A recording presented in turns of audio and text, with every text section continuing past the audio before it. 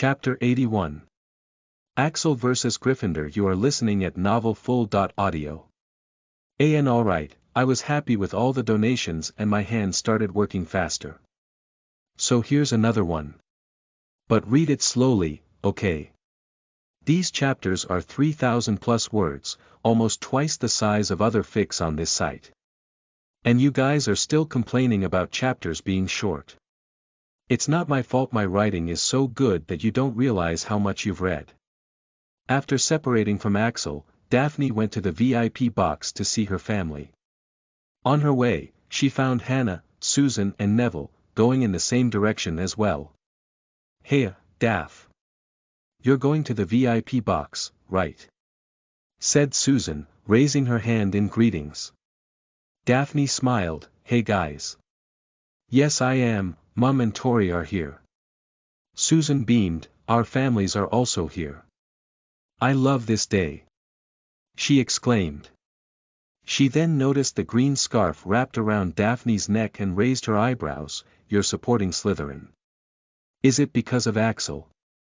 Daphne nodded, not bothering to deny it. Neville snorted. How useless. When everyone knows there's no chance of them winning. I'm so looking forward to Axel's humiliation. Daphne gave him one cold look. No one asked for your jealous opinion, Neville. Just learn to accept that you're not the main character outside your home, she snapped. She had been tired of this guy taking every opportunity to talk bad about Axel out of jealousy. Did anyone see her talking bad about Martina? Or Akiko? Or Patricia? He should learn something from her. Daphne wondered if she should write a book on how to be a proper fangirl. Daphne looked at Hannah who looked a bit intimidated by her outburst, and Susan who didn't seem to know what to say, and then at Neville who had obediently shut up, and she suddenly didn't want to stay here any longer. Sus, Han, I'll go ahead. See you guys in the VIP box. With that, she was off. Walking away from the people who once used to be her friends, Daphne sighed. She used to be very close to them. But over the last year, they had just sort of drifted apart. In the first place, she had become friends with them because her father had ordered her to do it and she wasn't given a choice. But her asshole of a father was already dead, so she could be friends with anyone she wanted, and frankly, she no longer wanted to be friends with them. Daphne didn't let this small encounter dampen her mood. She was going to meet Mom and Tori. Last time, those two had been away searching for a way to cure Astoria. But this time, they're here, and she will be watching Axel's match with them. Thus, feeling excited, Daphne made her way to the VIP box. Daphne. As soon as she stepped in, she heard a very dear voice calling her. There was only one person in the world who called her Daphne. It's because this girl couldn't pronounce Daphne when she was little, and now, even when she's 10 years old she still calls Daphne by that name. Tori. I miss you. Daphne hugged the little missile that was headed her way. I missed you too, said Astoria in a muffled voice with her head buried in Daphne's shoulder. She then began hitting her with her little hands. I'm so mad at you. You got to go to the Halloween party here with Axel and you didn't take me. Daphne laughed gloatingly. Who was the one teasing me for not being able to go to a Halloween party? I had so much fun with Axel. It was the best night of my life. The two sisters went to the area where their mother was seated, waiting for them. Evelyn beamed as soon as she saw her elder daughter. How's my big girl doing? She cooed, wrapping Daphne into her warm embrace. Mom, don't talk like that. There are people I know here. Protested Daphne in a whisper while returning the hug. Evelyn just smiled. Holding her daughter at arm's length she scrutinized her. You seem to have changed a little in just 2 months, she said, patting her over her clothes. Your figure has changed so fast. Quickly share what you're doing with Mum as well. As a woman who took care of her appearance, Daphne's change due to her intense training and extremely nutritious diet didn't go unnoticed by her mother. The baby fat was gone, and she had gotten more beautiful, while also developing curves in the right places. So, Evelyn naturally wanted in on the secret as well. Is it because of the ingredients you've been ordering? Daphne shrugged, I dunno. Must be puberty, she said, playing dumb. She won't tell anyone unless Axel allows it, not even her mother. Besides, Evelyn Greengrass does not need to worry about her appearance. There are already enough offers of remarriage as it is. At her daughter's blatant acting, Evelyn looked doubtful, but thankfully, Daphne was saved from further questioning when Lee Jordan announced the team's arrival into the stadium. He's here! Exclaimed Astoria, excitedly standing up from her seat.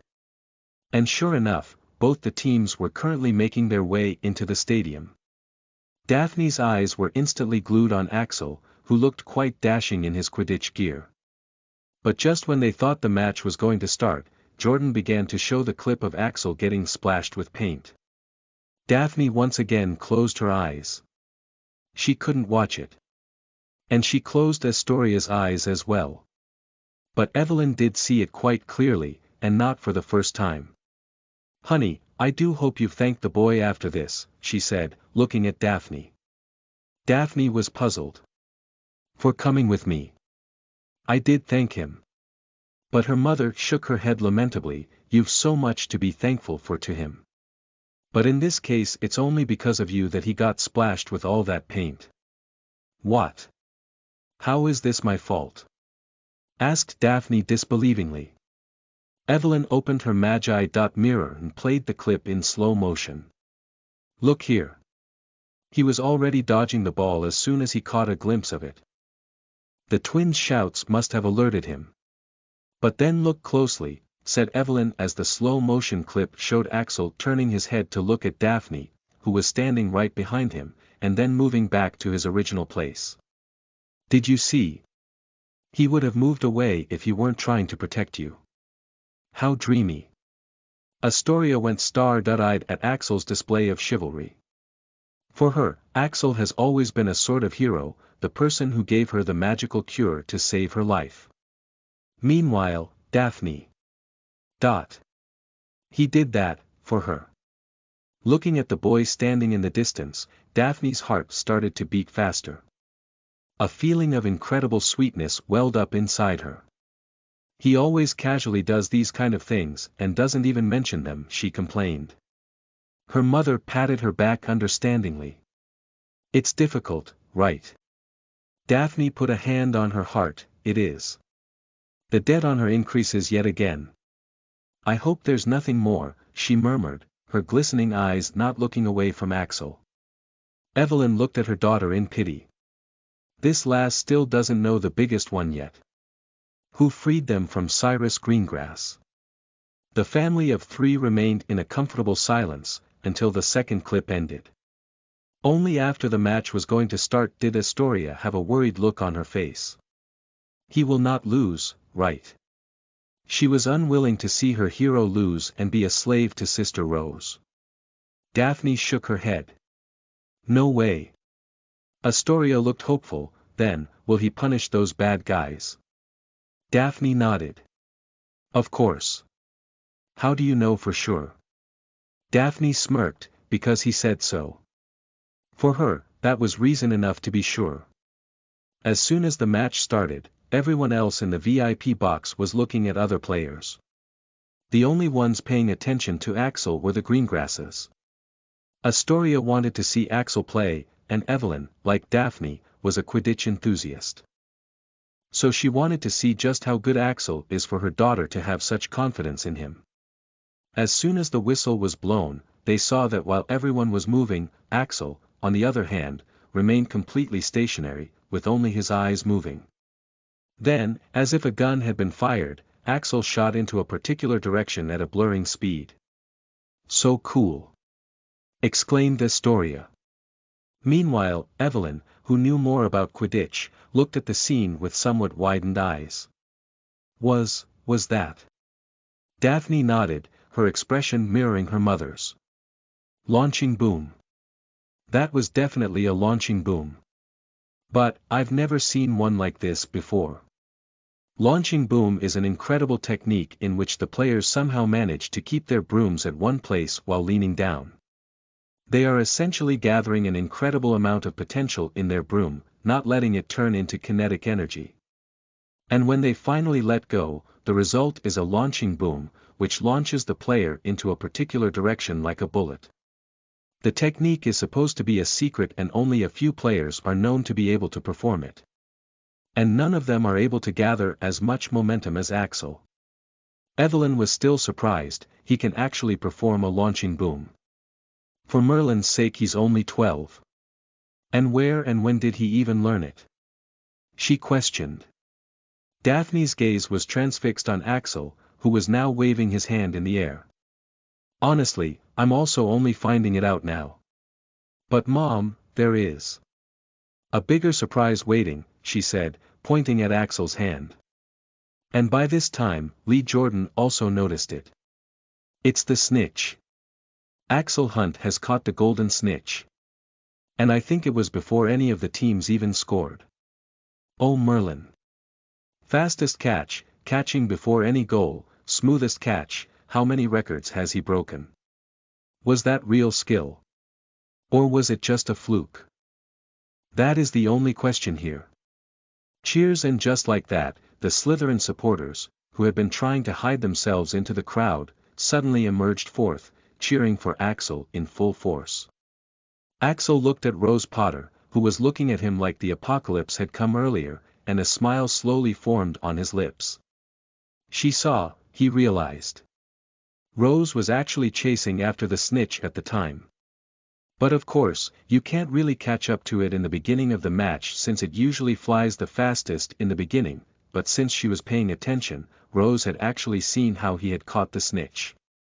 And judging from the look on her face, it would seem that she didn't like what she saw. You brought this upon yourself, he muttered, even though he knew she couldn't hear him. Swish, in that instant, Axel noticed a bludger that was his way by one of the twins. Not every time, he thought, dodging it with leisure. He might as well have been yawning while doing it. Lee Jordan continued his commentary, is it only me or no one else saw what just happened just now as well? Let's see the replay of the catch. The big screens showed Axel loading up the energy and boosting away in a straight line out of the view of the camera, too fast for it to follow. The view of another camera then showed Axel smoothly catching the snitch in slow motion. And Jordan, also with more than half the audience, went mad. Holy shit. A launching boom. A launching freaking boom. Jordan. Even Professor McGonagall's response to Lee getting using the wrong language on an international broadcast was a bit delayed, showing that she had found his words extremely agreeable until she realized it was still wrong to say those words. But Professor. A launching boom. And one with such speed. And then he was even able to capture the snitch in the middle of it. I am sorry, but I cannot be blamed for my reaction. Axel frowned. He didn't know what he had done was such a big deal. You just need the right balance and dexterity to pull it off. Just don't let the broom move forward, like compressing a spring, and then you let go at once, going at a much higher speed. Easy peasy. Lee Jordan continued. And yes, after watching the replay, it has been confirmed that Axel caught the snitch before any of the teams had scored, and he also caught the snitch in record time. 11.2 seconds. The all-time international record is 65 seconds and Hogwarts record, made by Rose just last year, is 3 minutes 20 seconds. While the crowd was re-watching Axel's first catch and the players had resumed their match, Axel was doing a countdown.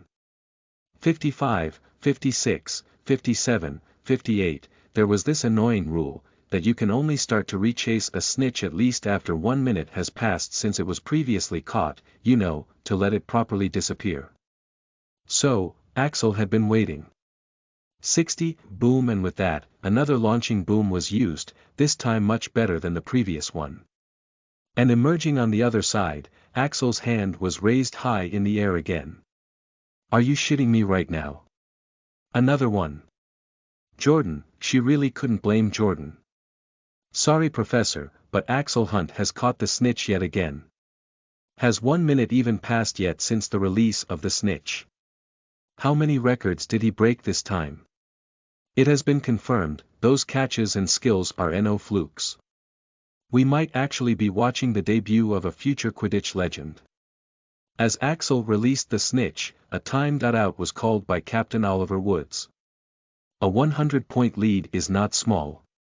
Gryffindor has essentially lost this match if the 3 Slytherins now protect the 3 rings while the rest try to stop Rose from catching the snitch twice. And that is not even taking into account Axel, who has caught the snitch twice in the first few minutes of the game. If they still want to win, a time out is the right decision. While the Gryffindor team was still planning, the Slytherin team swarmed Axel like he was their savior, which he kinda was.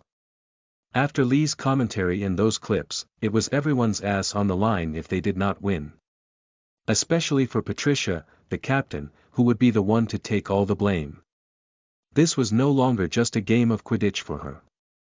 Her whole career and reputation as a politician was depending on this match now. Axel.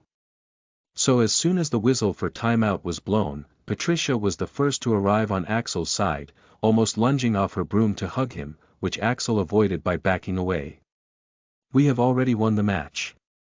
I love you so much right now, Axel. I could give you anything you ask. She exclaimed, opting to grip his hands instead. If she couldn't lead the other team members to defend this win that had been handed to them on a silver platter, she didn't deserve to be a captain. The rest of the Slytherin team also agreed. They all seemed satisfied with the situation right now. Axel looked at the scoreboard, which now showed 10.100 in favor of Slytherin and his fists clenched. Not enough, he muttered, shaking his head. Nowhere near enough. To draw the organization's attention, this was nowhere near enough. And neither was it enough to satisfy this twisted desire for revenge inside him. He didn't know what it was like, to be ridiculed and laughed at by thousands of people right to your face.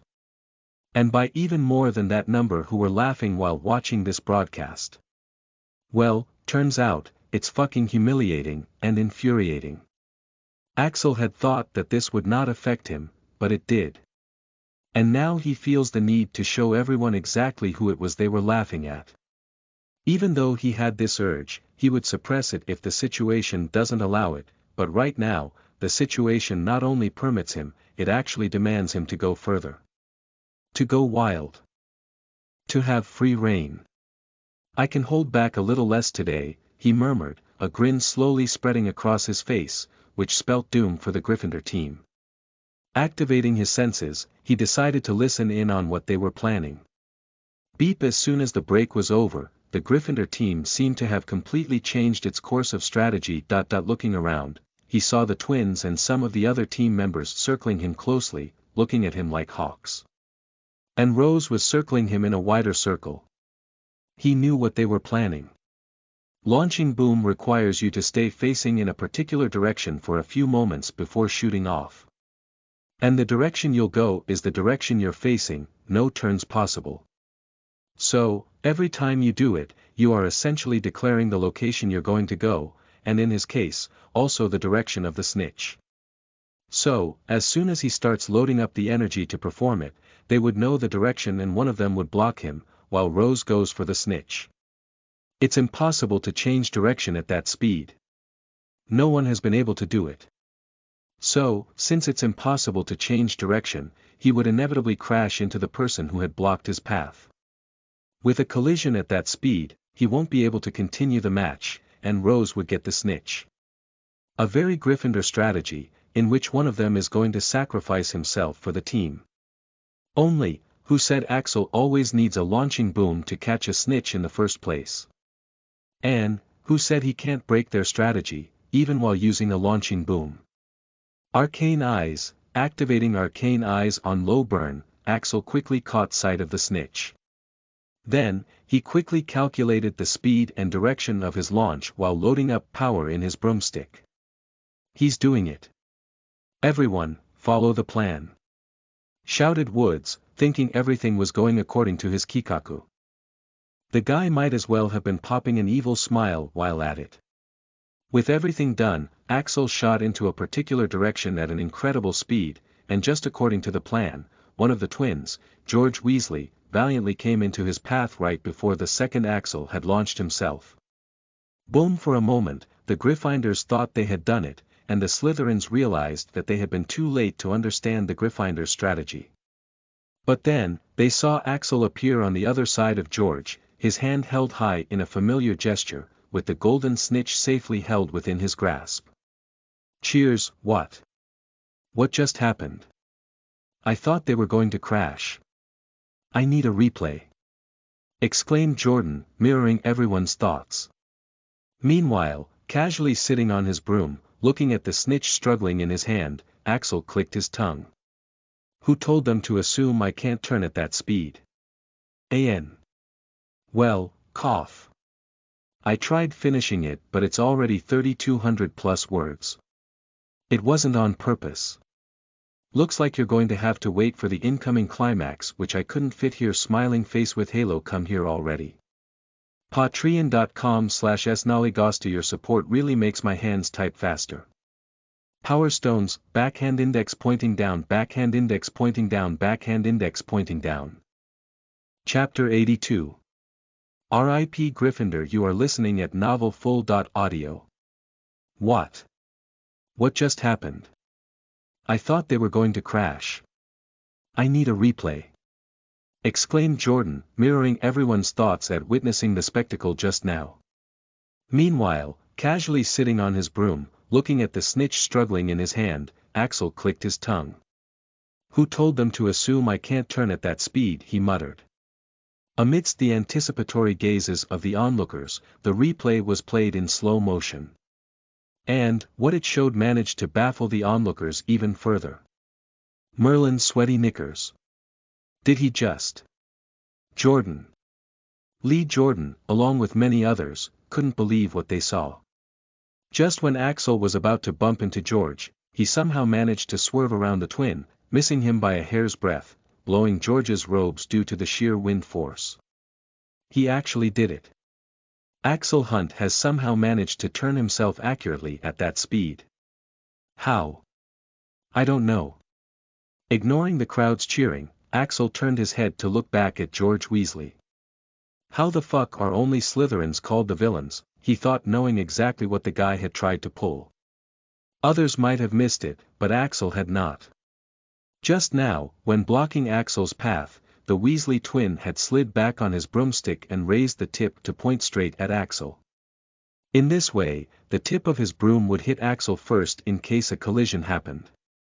Since he's far back on his own broomstick while Axel is leaning forward, George would be relatively unharmed. On the other hand, having a broomstick hit right into his helmet or gut at that speed, Axel would have been in trouble. Seriously. First of all, they humiliate him last night for no reason other than the fact that he was in the Slytherin Quidditch team, and now this. In the situation just now, it would have still been understandable if they had tried to stop him by putting themselves at equal risk as him, but George had purposefully tried to injure Axel badly, while also making sure that he himself won't suffer anything more than minor injuries. Axel shook his head in lamentation. You've blown it, you moron, he murmured. Previously, there was still a chance he might have let them off easy. But with the shit he had just tried to pull, Weasley had doomed himself, along with his whole team. Looking at the scoreboard, Axel decided to tilt it completely to one side. He was going to butcher them. In the minutes to come, Axel was like an unstoppable machine, catching the snitch again and again. He even stopped using the launching boom, removing Gryffindor's delusions that they had a chance if they somehow stopped him from using it. He had already caught the snitch 9 times by now. It was almost half-time, and Axel once again went to chase after the snitch. But Rose was flying right in front of him, being lucky enough to have the snitch pass right by her side. And it looks like the Gryffindor team is finally going to have their first 50. Rose Potter is on to the snitch, and Axel Hunt seems unable to catch up. Indeed, a bit too far behind to do anything. Axel looked at Rose, who was about to catch the snitch for the first time in the match. Should I, or should I not? He wondered. But then, he just laughed. Of course I should. Rose has always been a little too arrogant for her own good. And since Axel has decided to take on the task of humbling her, he must be thorough. Rose looked at the snitch which was flying just a couple feet in front of her. This time, it's mine. She thought, her hand stretching out to take the snitch. She didn't care whether they won or lost at this point. She just wanted to beat Axel, at least for once, and wipe the confidence off that smug face. Rose Potter is about to take the snitch. And, what the hell is happening? Rose almost had the snitch in her grasp. But before she could close her fingers around it, it disappeared from her view. Turning her head, she saw that snitch clutched in Axel's hand, which currently had its middle finger raised specifically for her. This grand gesture, promoting brilliant sportsmanship, was shown on the screen as well, to all the spectators who thought Rose was better. Axel Hunt has the snitch.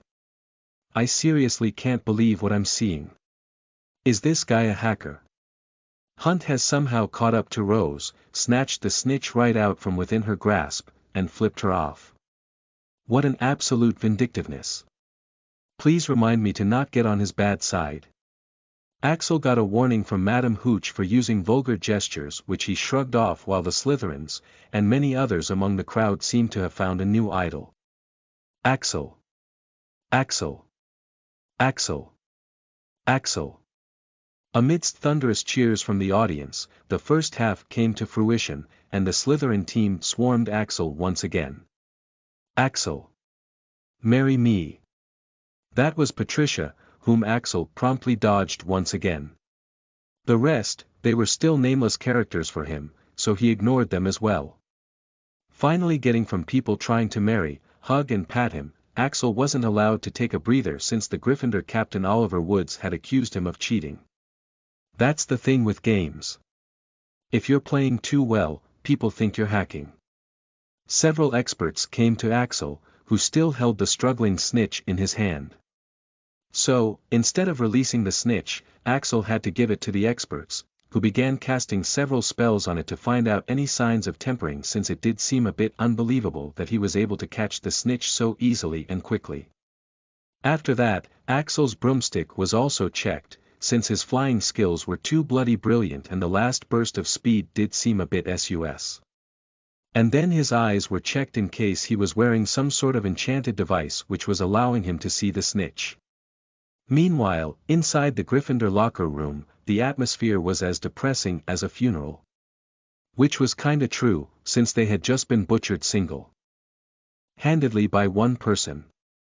The team members were all lost in their own thoughts, while Oliver Woods, the burly captain and keeper of the Gryffindor team, paced back and forth, fuming.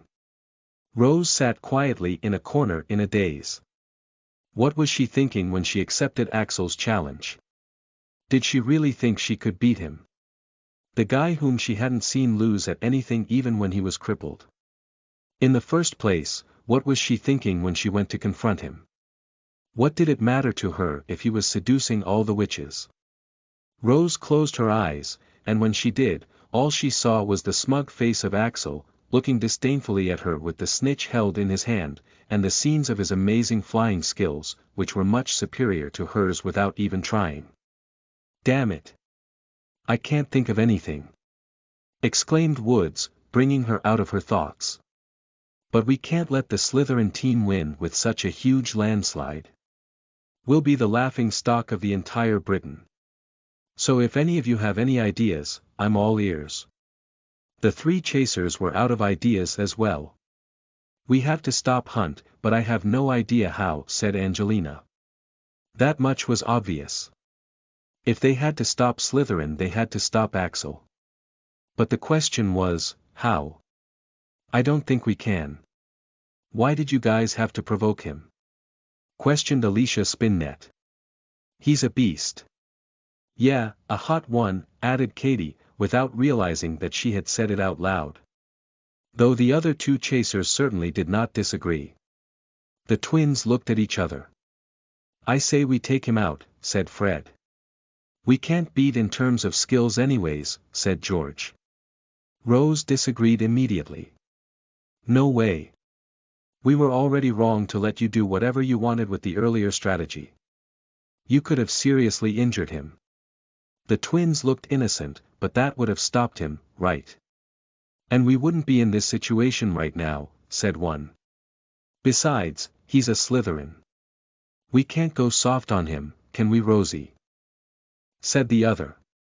Don't you remember what the Slytherins were like last year? Just think how much more insufferable they will be after this kind of win. So what if he's a Slytherin? He hasn't done anything wrong yet, argued Katie. Woods, who had been silent, seemed to have decided. Alright, we're doing it. He said. But.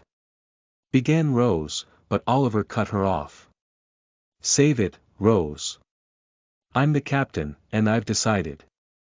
We can't let him disrespect us like that. It's just a little injury. This time, Rose wasn't worried about Axel. She had gotten a glimpse of his real skills. So now, she was actually worried about their own team.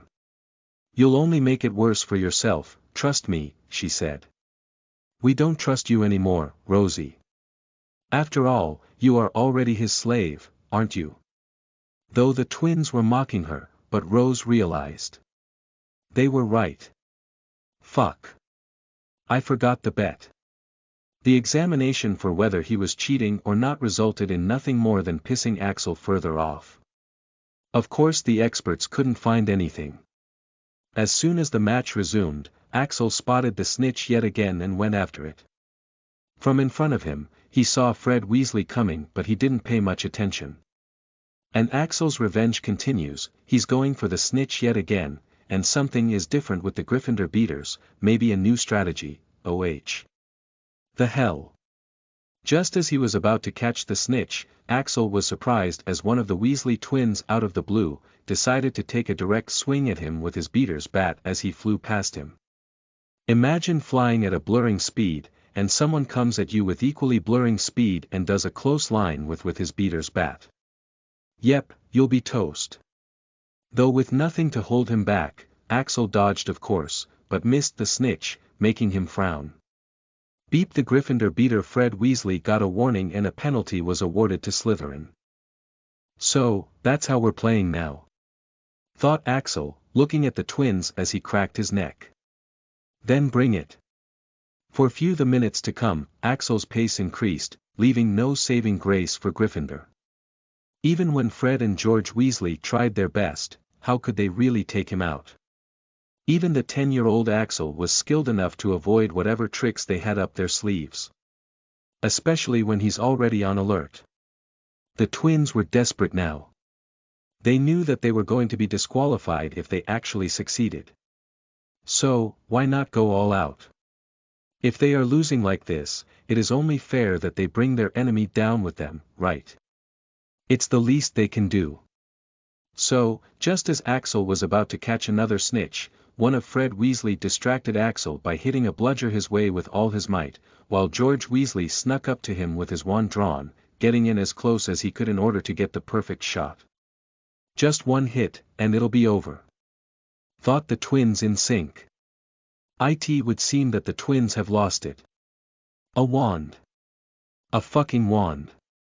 Exclaimed Jordan. Even Jordan had lost it. He wanted to know exactly what his friends were thinking. Jordan. Leave it to Professor McGonagall to be a stickler for rules even when a student is about to be hit with an unknown spell at such a high speed. But hey, she's only doing her job. Are you kidding me right now? With the snitch right below him, Axel noticed what the twins were doing and was baffled at their gall. Are these two for real? Even using magic? When his own wand was lying broken in his pocket and the spare wand that could land him in Azkaban for murder. Yeah, what a great situation to be in. But it would seem it was his own fault. Perhaps he had been too soft on the twins, making them think they could do anything to him without serious consequences. Sigh. Take this as a reminder then, he said, activating Arcane Eyes. The bludger had already reached him at an incredible speed, and so had George Weasley, who was about to fire a spell at him. It seemed like Axel was a goner now. Even those who trusted him were worried. But perfectly calm at this moment, Axel ducked low, towards the snitch and actually raised his hand up towards the bludger made of out iron. What? The bludger hit his hand at an incredible speed, but Axel rolled with its momentum, changing its direction. While turning, he caught the snitch which was right below him with his other hand, and then, throwing, he locked the bludger at George Weasley, who was about to fire a spell at him while even boosting its already very high speed. Bomb! ANRIP to the Twin and Gryffindor. Read ahead on Patreon. Aren't chapters like these worth it? Patreon.com/snollygoster. Come support me. Vote with POWSTONES. Give me tomorrow if you've already spent the ones you got today. Chapter 83. The Return of Savage Axel. You are listening at novelfull.audio. AN. You had better savor every word. Chapter 83. Bomb. The bludger was thrown with such a force that Axel was pushed back a few feet with the recoil of just the force he had put into it. Add to that the force it already had, and you could tell that George Weasley's fate had been sealed. Spat crack. The twin never stood a chance at dodging it. Hell, he might not even have seen it coming, while trying to screw Axel over by hitting him with a spell from behind like a coward. The bludger came to him too fast. It was like an unstoppable demolisher, aimed by a master shooter. It first hit Weasley's wand, snapping it off, then it hit his hand, causing several fractures. And then it hit his face, taking him off his broom for a ride. Happy Halloween, said Axel, returning the words the twins had said to him, finally completing his revenge. What? Shouted Lee, and everyone who was watching the match stood up from their seats, including Lee, McGonagall, and even the occupants of the VIP box. Everything happened too fast. For a moment, it looked like Axel was going to be hit by either that bludger, or a spell, and in the next moment, he had pulled this absolutely badass roll, which hit George Weasley with the force of a cannonball. Ouch! That must have hurt. We have a man down. Professor! Quickly save him. People couldn't even see when the twin got hurt, let alone where and how bad the injury was. Para.healers were quickly called, who promptly took away the Weasley twin while giving an OK sign, signifying that he will be fine. When it was confirmed that George will live, Lee continued the commentary. I don't think I can believe my eyes. What happened just now? Questioned Lee. This kind of move was way above his comprehension. He had seen what had happened, of course, but he was still having trouble believing someone had really done what he had seen. Everyone else also had the same reaction. They were all waiting for the replay. But, their minds glitched further when they saw Axel raising his hand in the air in a gesture that had become very familiar to everyone. It was only then did they realize. The MF has even gotten the snitch. How in Merlin's barmy head did the snitch get there? Hunt somehow also has the snitch in hand right now. What exactly just happened? Replay it fast. Soon, the footage was replayed, which showed in slow motion exactly how Axel caught the bludger, turned using its momentum to catch the snitch, and then redirected the bludger straight at Weasley, while upside down. And finally, it showed him looking down at George and uttering the words, Happy Halloween. The spectators had various reactions towards this savagery. What was that? Is that even humanly possible? That was hands down, the coolest thing I've ever seen. And the most merciless. He utterly decimated George. That throw was personal, as were those words, Happy Halloween, clearly as revenge for their prank past night. Merlin's pants. Remind me to never get on this guy's bad side. Wait, will he be fouled for it or not? Yep, that was personal, and Axel didn't regret it one bit. Releasing the snitch, he quietly waited as Madame Hooch discussed with a few experts on the ground about what decisions to make for what had just happened. Along with Axel, everyone else also waited with bated breaths. Looks like no one wanted him to leave anymore. Soon, Madame Hooch announced her decision. And it would seem like Madame Hooch has made the decision. Axel stays on the field while the twins have been disqualified. What an absolute Chad, doing something like that and still playing on the field. Turns out, Axel hadn't committed any foul by critically injuring another player with a bludger when he was not even a beater.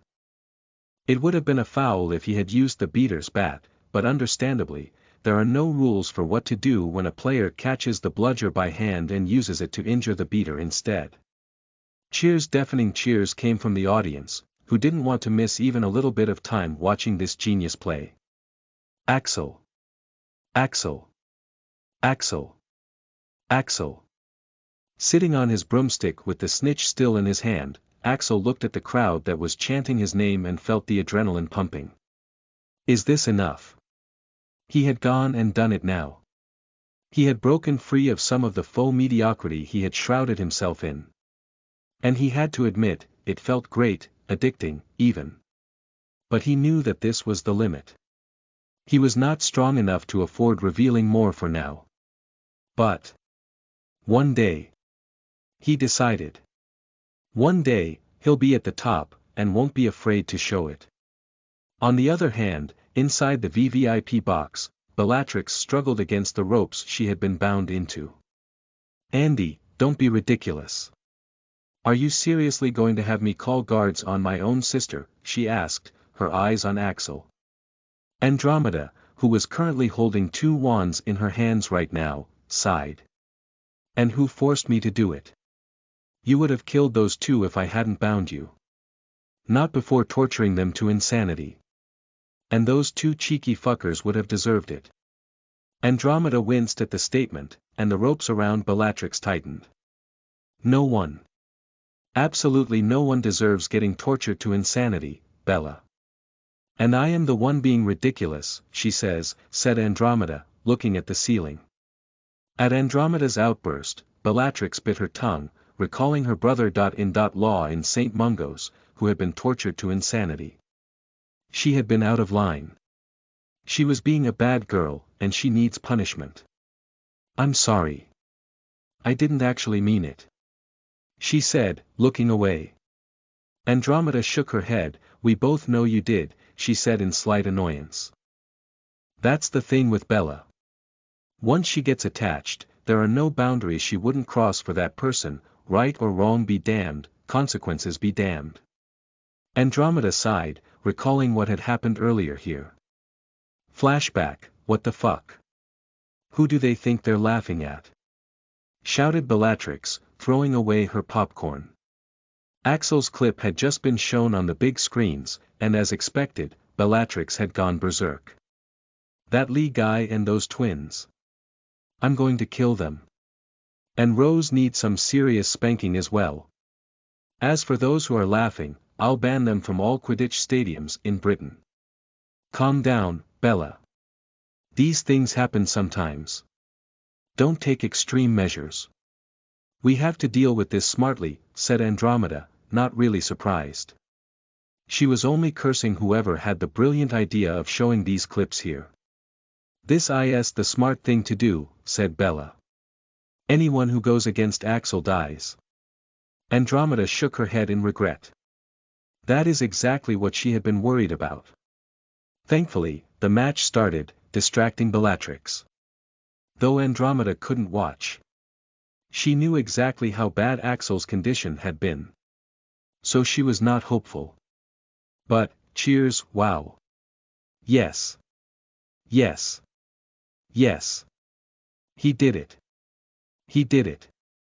But when she heard the crowd making noise and her sister, the dignified minister of magic, jumping up and down like a little girl, Andromeda was left flabbergasted. How? She questioned, unable to believe her eyes. How did Axel recover perfectly from his previous condition?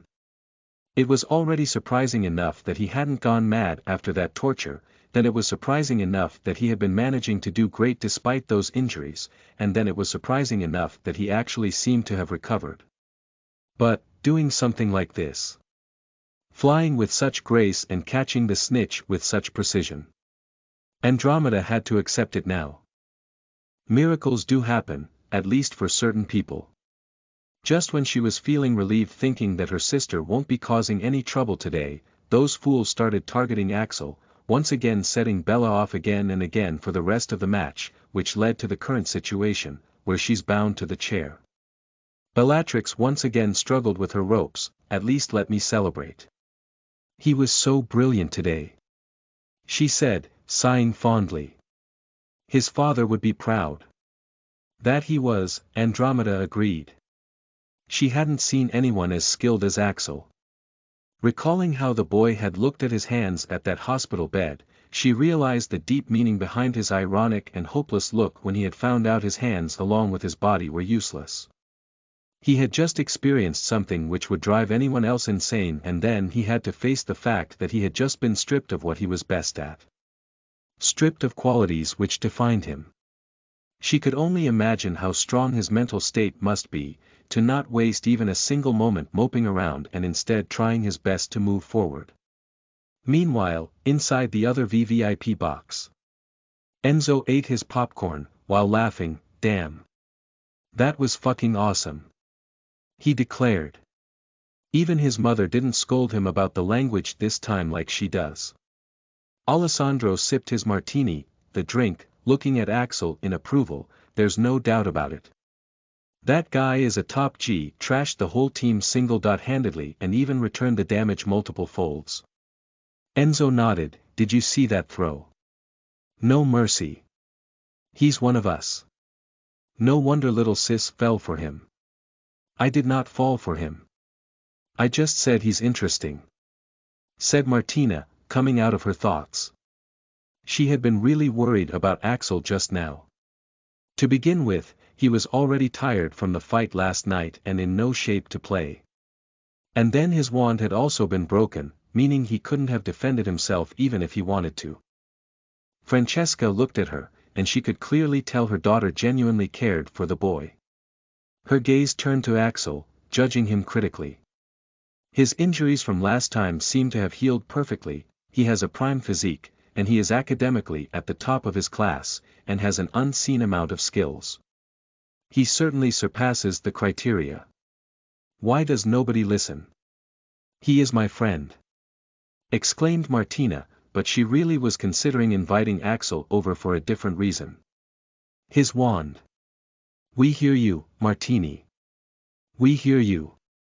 But you're turning 16, and you haven't even been engaged yet," said her father.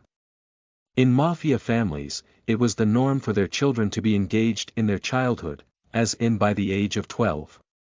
It's a way of establishing relationships among their groups and saying, "Peace bro, we ain't fighting each other no more.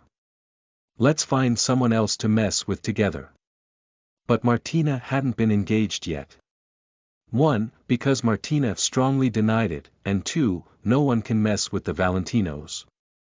They try, of course, but it's always futile.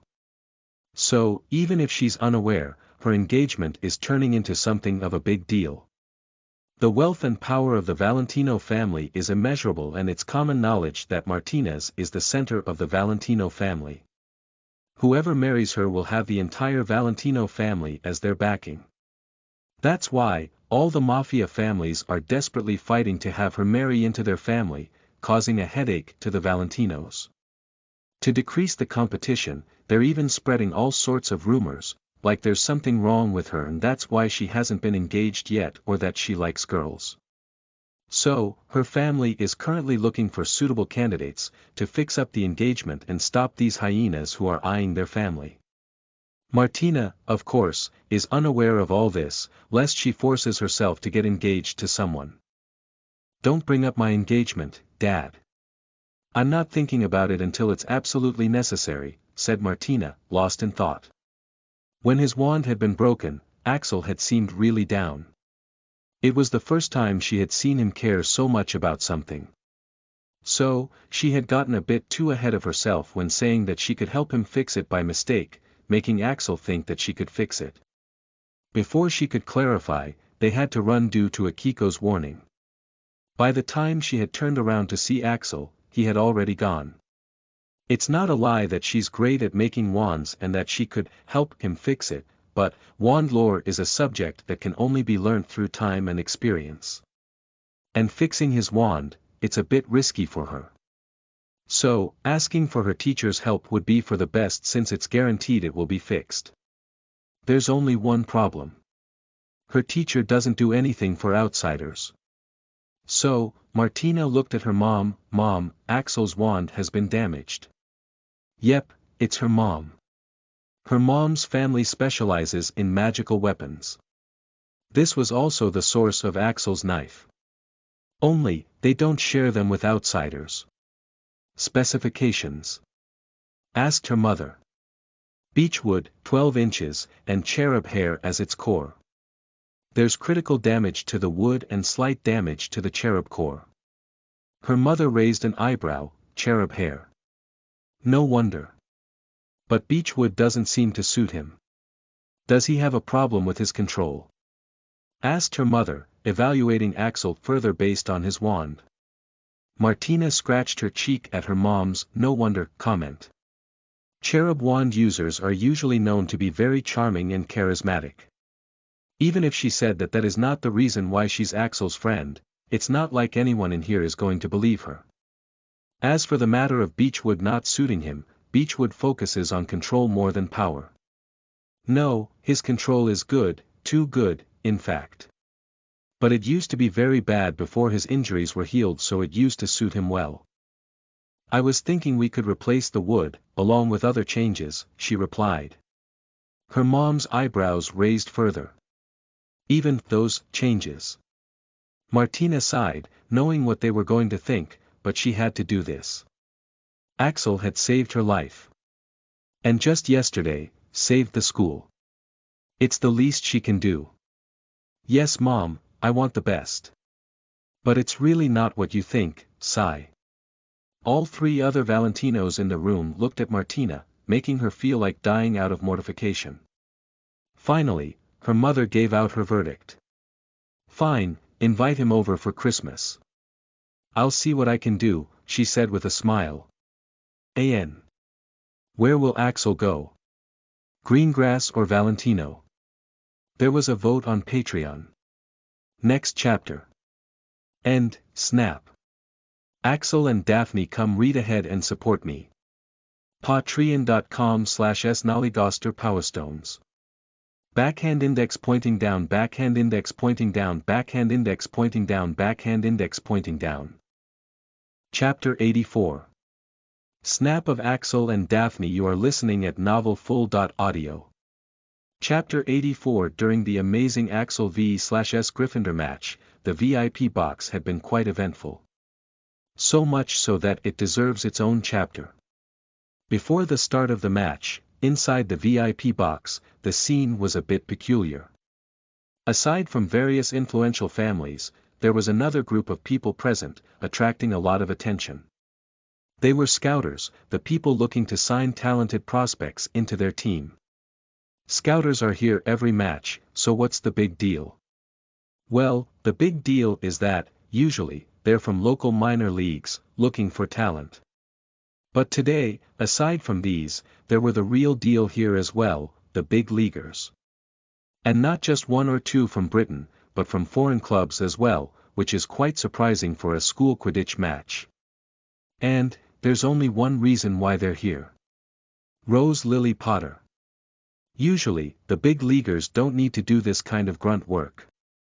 They can poach whoever they want directly from the minor league teams and even other major league teams quite easily. But this time, the situation is a bit different. The viral clips of Rose were really impressive, which is not surprising considering that she's extraordinarily talented and has been training from an early childhood. She's even suspected to have what these people call a once-in-century level talent. Another advantage is her young age. There are no age rules, so most of these people like to have them young, because they're cheaper and they can be taught all the pro techniques, grooming them to perfection.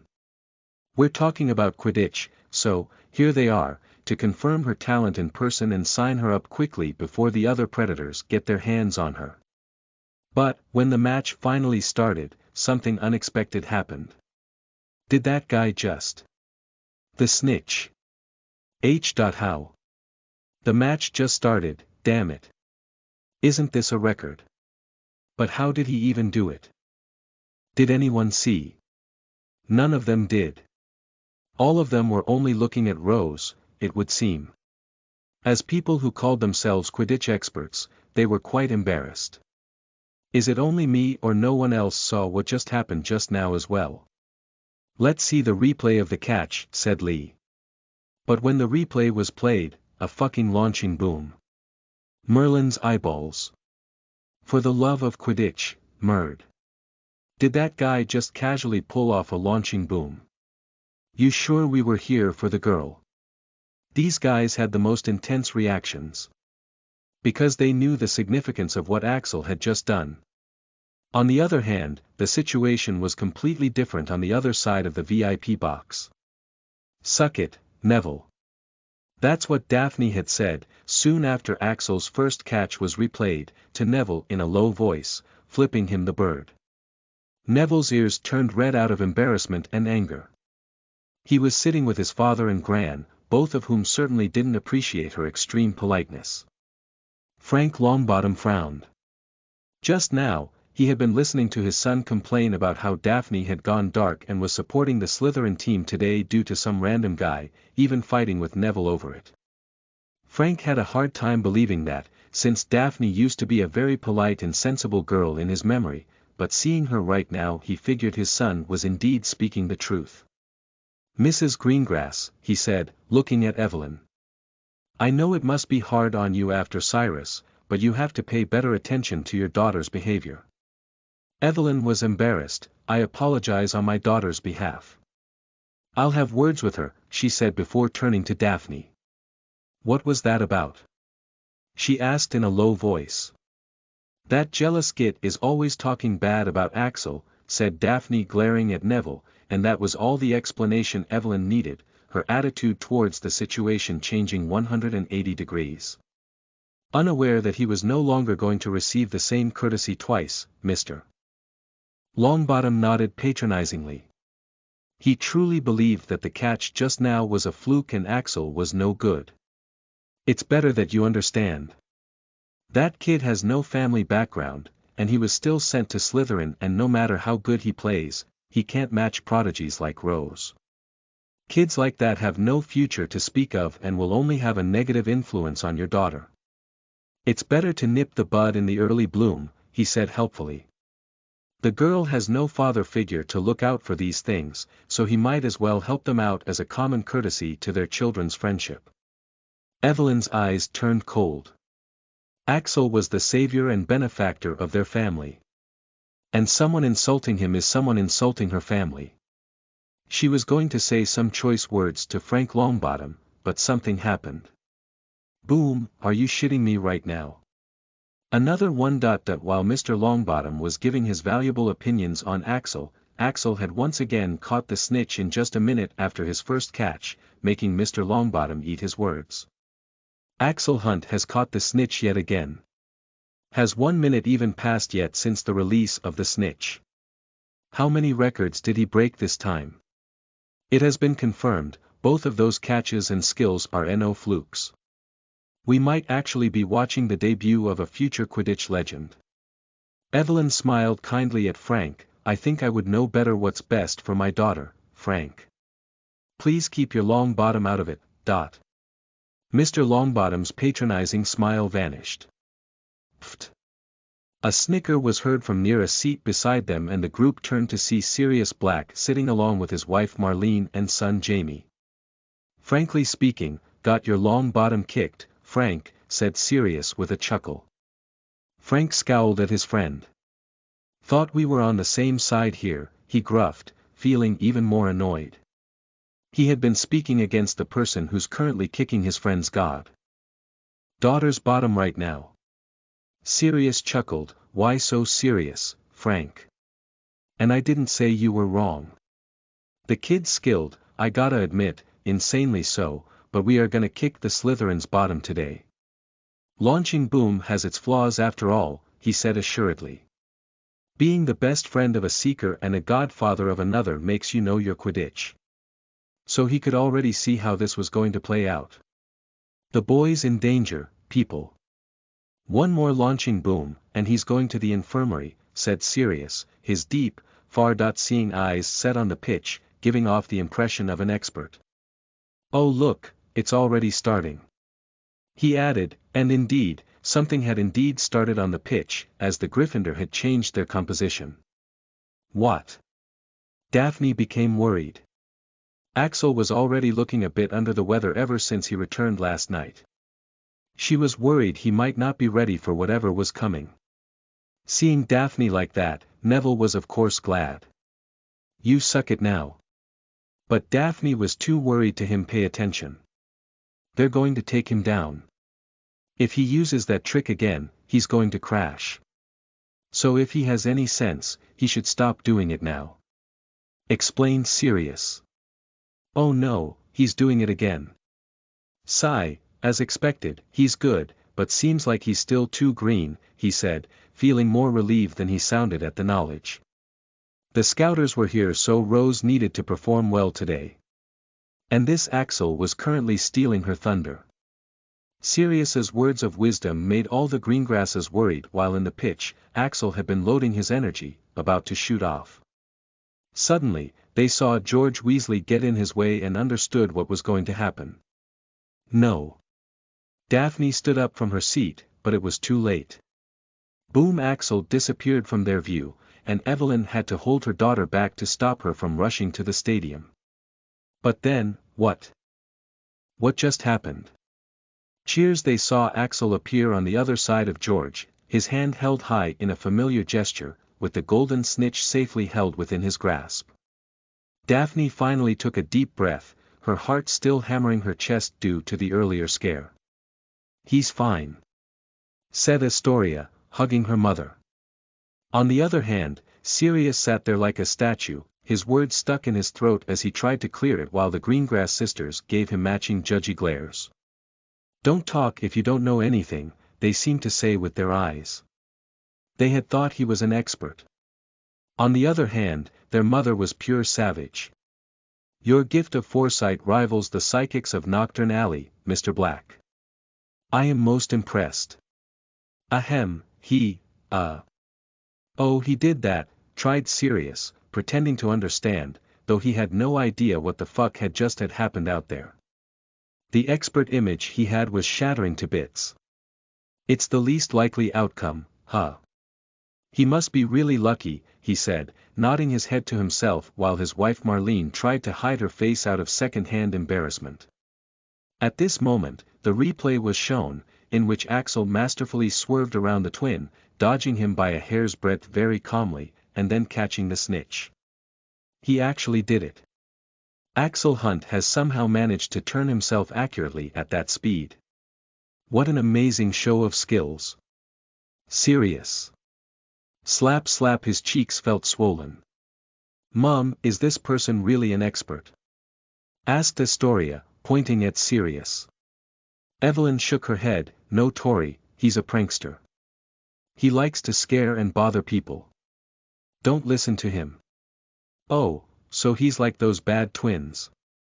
Astoria asked, pointing at Fred and George. Evelyn nodded. Exactly. Astoria looked at Sirius with a pouty glare before turning away. Sirius. I really am an expert. You have to believe that. I haven't spent all these years supporting Reggie, James, and Rose in vain. Sirius was seriously hurt. Oh, something must have caught my eyes, he said, rubbing his eyes. He wasn't trying to hide his tears. Nope, not at all. At this point, even Frank pretended he did not know this guy. It's not like he did not have the same thoughts, but at least he did not say them aloud anymore. But, he and his son could really sympathize with the man. These Greengrass women are brutal with their words. On the other side, the selectors. How? God. I've seen God. Damn. That was smooth as butter. How is he doing this? Hello sir, yes I'm seeing this too, sir. Yes I'll try my best. Offer anything. Even that much sir. Yes sir. And sir, about Rose, forget her.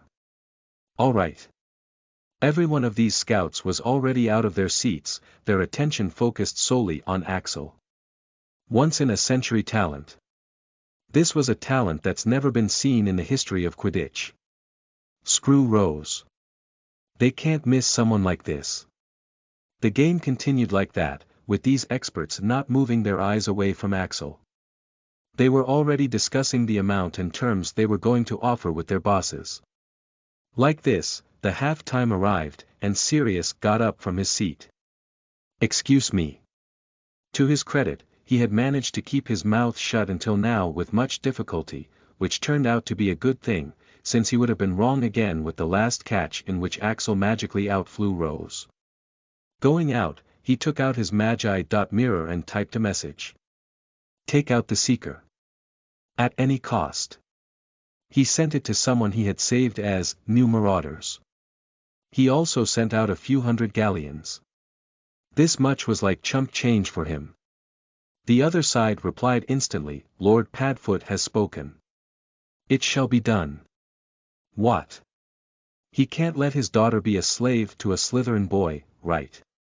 Oh, and these two were his successors.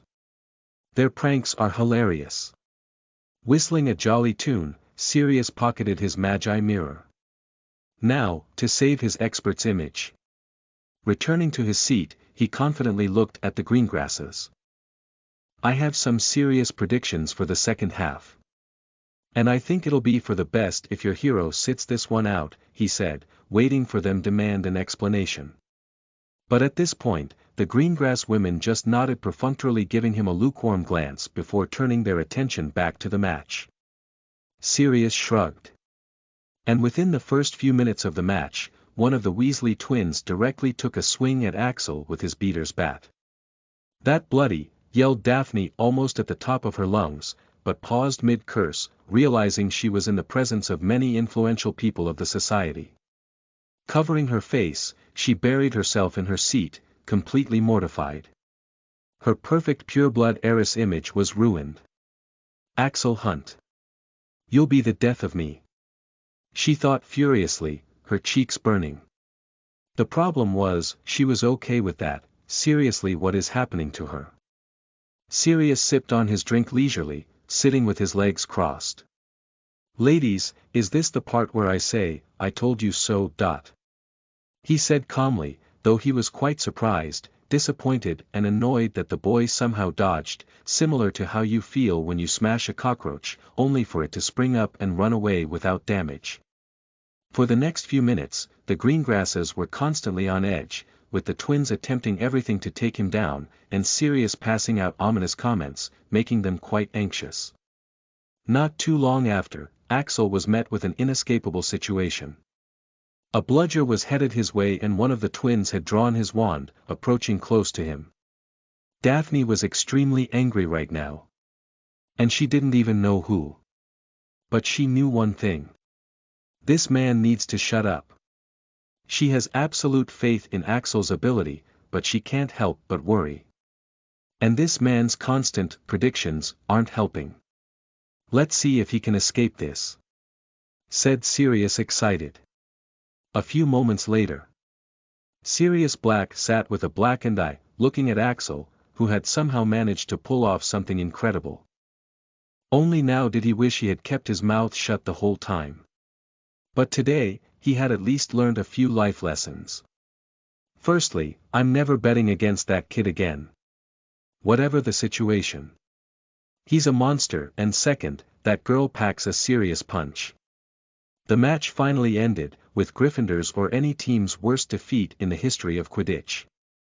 The point margin had never been this huge in the history, even back when the rules hadn't changed and the game sometimes had to be stretched for days because the Seekers couldn't catch the snitch. Sigh. It's finally over. Axel's head was feeling very heavy towards the end of the match, maybe because he was misophobic and the crowd was just too damn loud. But his headache persisted even after he turned down his hearing using his super sense. When he finally landed on the ground, he wobbled a bit as his feet felt shaky. System, the heck is up with my body? It's not only because of your body, Axel. But the cause is the skill limit break. A long break is necessary to recover from that skill, depending on by how much you have broken past your limit. But you have only pushed your body and senses to work intensively after that, only getting a few hours break. You need immediate rest. While he was still struggling to keep standing, with his vision blurring, Axel felt someone jump on him, almost making him fall as they hung onto him like a koala. Axel. Banaka. I finally got my hands on you. Holy Diana, you were amazing. It was Patricia, who had landed not long after he did. But before he could muster enough strength to push her off, the rest of his team members had arrived, also leaping onto him. Get away from him, you all. Let the guy breathe. Though someone came at the right time, right before he was about to snap, pushing away his team members much to his appreciation. Only, this person wasn't any better. Axel was suddenly dragged into a side hug, as the man seemed to parade him along. And Axel realized who it was. Lockhart. Why this fool of all people? Ladies and gentlemen, my student, Axel Hunt. Came to me for some Quidditch tips. He's learned a lot from me. So proud of you, Axel. He felt the person rubbing his head as if they were very close. I think your parents must be proud, huh? Tell them that they don't need to thank me much. Okay, that was it for Axel. Could only take so much before he, snap An Lockhart pulling Saf Bay at Football World Cup lol. But that's just so like him. Next chapter. Axel is not messy, he's Zlatan, messy. Merciful, Zlatan. Savage, read what happened next here. Patreon.com/snollygoster come support me. Vote with POWSTONES. Backhand index pointing down, backhand index pointing down, backhand index pointing down. Chapter 85. He's is not messy, he's Zlatan. You're listening at novelfull.audio. Chapter 85. With that, this painful match finally ends, and I cannot believe the numbers on the scoreboard. 1140 to 90 in Slytherin's lead. With a massive 10-50 point difference. Axel Hunt, the star of the match, finally lands on the ground, and his feet are looking a little bit shaky. Well, can't tell what state he must be in, 'cause no one else is even capable of doing what he did today. NOH. A hug from the stunning Slytherin captain, boy is he lucky. And here comes the rest of the team. The Slytherin team is having a moment right now, but Axel Hunt doesn't seem to be in a good state. Axel, as the main attraction of the whole match, was of course being shown on the big screens.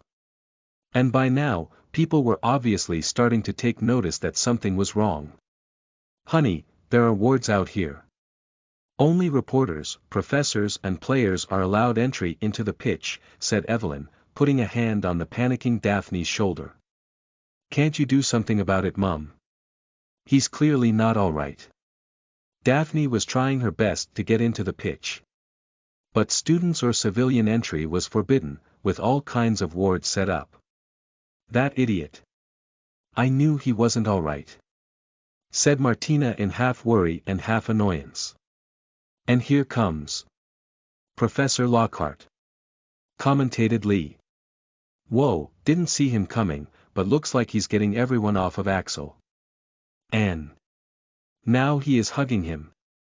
On the big screen, pure vexation was clearly written all over Axel's face, which was considerably paler, while Lockhart was waving his hand to the cameras with his brilliant smile, making outlandish claims. Ladies and gentlemen, my student, Axel Hunt. Came to me for some Quidditch tips. He's learned a lot from me. So proud of you, Axel. Axel felt the person rubbing his head as if they were very close. I think your parents must be proud, huh?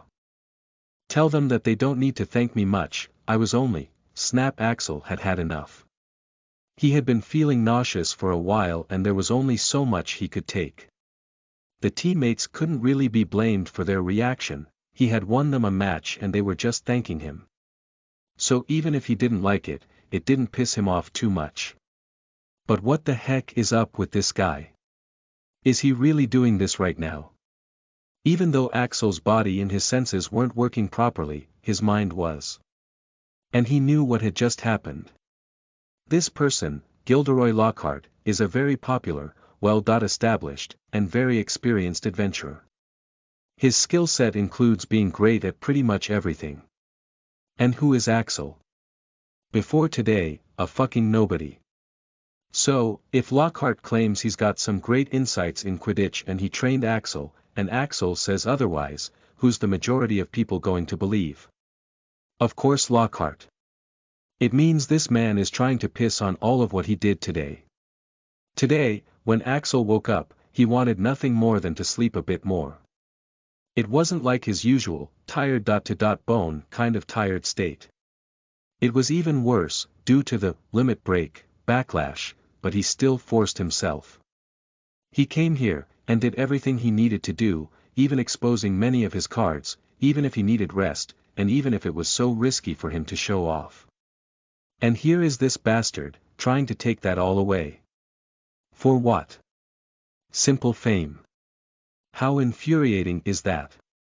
Plus, Axel didn't really like the comment about his parents. They will be proud. Well, their son is a thieving murderer. Axel was sure they couldn't be prouder. But it's their fault for abandoning him. And lastly, this guy's sticking too close. And he's too creepy, thought Axel in revulsion, trying to move his body to push the bastard away. Usually, Axel would be pissed with even one of these things. But right now, they're all happening together while he can't do anything. So, he could not be blamed for what he did next. Limit break, raising his hand, Axel gripped the hand that was rubbing his hair. And, crack crick crack ah. In the next moment, Lockhart found himself lying on the ground, screaming like a little girl, with many of his bones broken. You have an extreme talent for pissing people off, spat Axel. In terms of being infuriating, this guy couldn't rival Umbridge, but yeah, he comes pretty close. And that was saying something. Ding, red messages started popping up in front of his eyes, and Axel felt like his head was splitting off. But he couldn't leave as bright flashes of lights started to come from all around him, as the reporters who had been on the ground began to surround him for a close-up shot on what had just happened while asking him questions. Mr. Hunt. Why did you injure a professor? Axel. Is what Professor Lockhart said really true? Were you really taught by him? Now, after using limit break once again, even his mind was having problems working, since all of his concentration was spent on not passing out. At this moment, a commotion started in the crowd as the reporters slowly parted to reveal a familiar figure. Professor Lockhart is only trying to wrongfully claim the credit, said the person sharply. The man can't even replicate 5% of Axel's skill, and neither does he know how to perform even half of the tricks Axel performed today. He hasn't taught anything to Axel. In fact, before today, that man didn't even know about Axel's existence, much less teach him anything, said the person, spitting facts in everyone's faces. But, it wasn't just the words that had a high impact. It was also the person who had spoken those words. Martina. Valentino. Miss Valentino herself has come to Axel Hunt's defense. Miss Valentino, why are you defending Axel Hunt? Miss Valentino, are you accusing Gilderoy Lockhart of blatantly lying in front of the whole world? Yep, the person was Martina herself, who came to stand beside Axel. Martina nodded at the cameras. Yes, Gilderoy Lockhart is lying and it's very easy to prove it. You can test him anytime. He won't be half as skilled as Axel, not to mention the fact that he's only been here for barely 2 months, not really enough to learn anything of that level, she said matter-of-factly, thoroughly crushing Lockhart's claims and also showing his stupidity. After Axel has shown his talent today, Lockhart is just one of the many who are going to try and take advantage of him. But Axel is my friend, and I won't let anyone make use of him like that, she said sternly, radiating a powerful presence. She then turned to Axel and her brows furrowed in worry, noticing his pale face and unsteady feet. Are you all right? You shouldn't have pushed yourself so hard last night, she said, trying to support him. Last night. Shouldn't have pushed himself. The reporters realized that they had struck gold. I'm fine, and thanks, muttered Axel. He was really grateful to her for stepping up. Between Lockhart and Axel, Lockhart would have won. But between Lockhart and Martina, the fraud doesn't stand a chance. Martina could clearly tell he wasn't fine as she came forward and tried to support him. Whoosh! Just then, a gust of wind blew, as someone appeared right behind him, and even in his woozy state, Axel still recognized the familiar presence easily. Ha, you're here too? He asked, without even turning back. He thought that student entry was forbidden. You were amazing. Just like last night, said Akiko, her hand landing on his shoulder to support him too. She had, of course, been watching the match too and knew about Axel's condition. The reporters. Nanny. Another one. This is jackpot. Axel nodded, now the red messages in front of his eyes finally fading, and the noise around him also getting lower. His body was no longer able to hold on. Then, guess I'm in safe hands, he managed, as he finally let go of his consciousness. That day, the name Axel Hunt made big waves around the world. Catching the snitch wasn't the same as scoring a goal. No matter how many goals you score in minor leagues or in school Quidditch, it wouldn't be comparable to scoring in a World Cup or a Major League. Because scoring goals depends more on the level of the opponent team than personal skill. But, catching the snitch is almost the same in any format. Because the snitch is always difficult to catch. And someone catching the snitch 22 times in a single match, anyone with even a little Quidditch knowledge would be interested. Video and articles, all with colorful titles, began appearing within hours after the ending of the match. Hogwarts student catches the snitch 22 times in a single match. In an inter-house Quidditch match at Hogwarts, a student named Axel Hunt, 13, managed to make history by catching the snitch a total of 22 times in a single match. This is reportedly the highest number of time anyone has ever caught the snitch in a single match, the second highest being a measly number of 8 by another student named Victor Crumb. This was. Click here to continue. The fastest catch in the history of Quidditch. The fastest catch.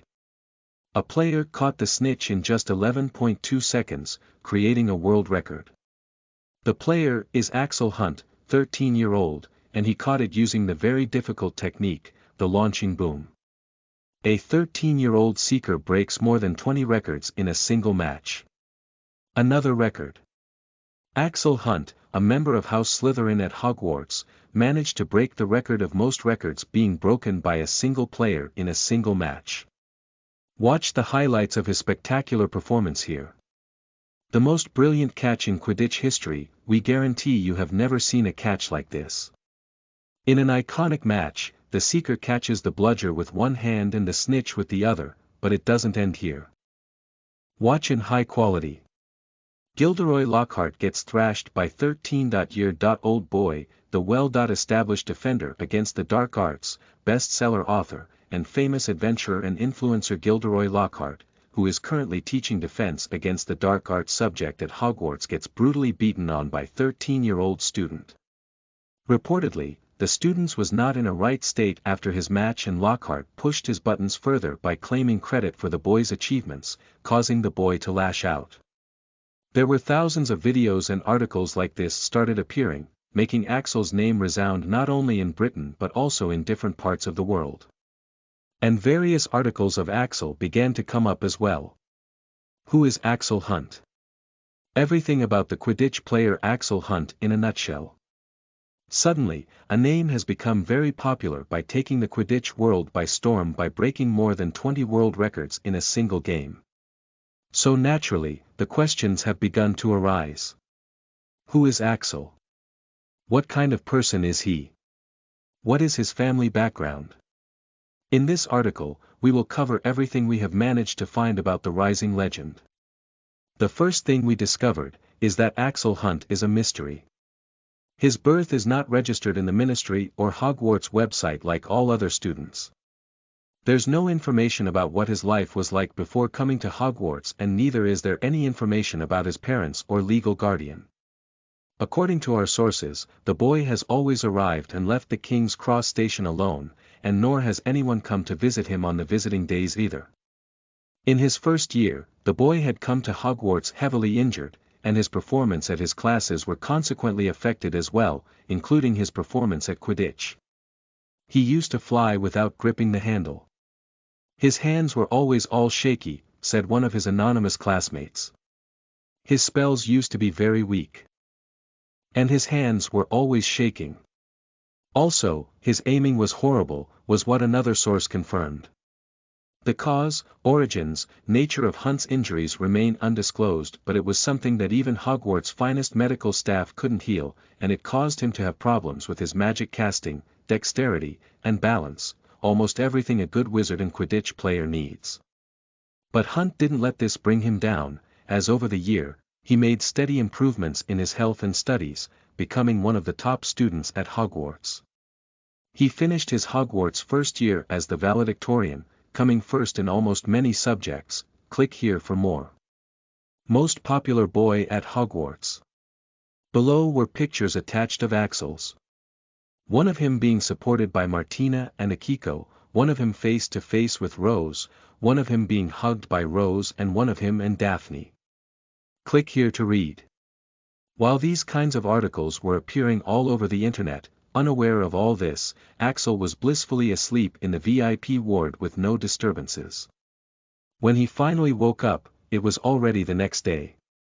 Looking around, Axel found himself in an empty room with no one present, only a large pile of letters, and various chocolates and other kinds of trinkets.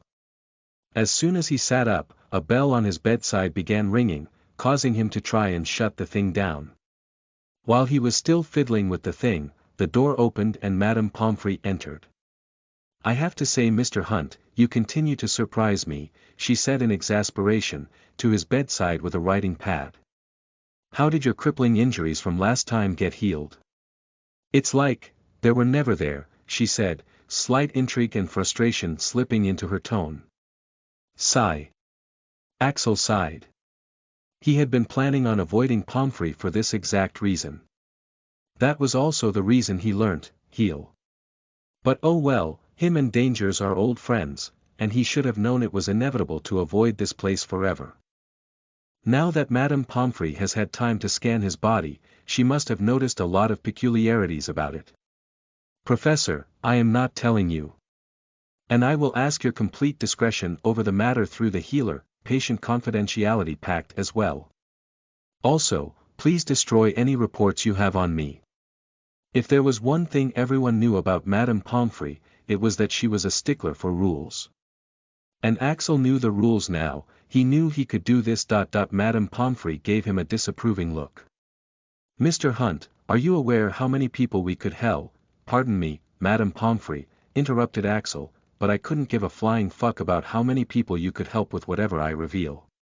Besides, it is useless even if I do tell you, since it was a one-time thing," he said simply, flexing his fingers to check their functioning. He could understand the Medi.Witch's perspective, but the cure included the substance called the immortal elixir. There was no chance in hell he was telling her. Anyways, he wouldn't tell her even if it was cheap and easy to make the recipe.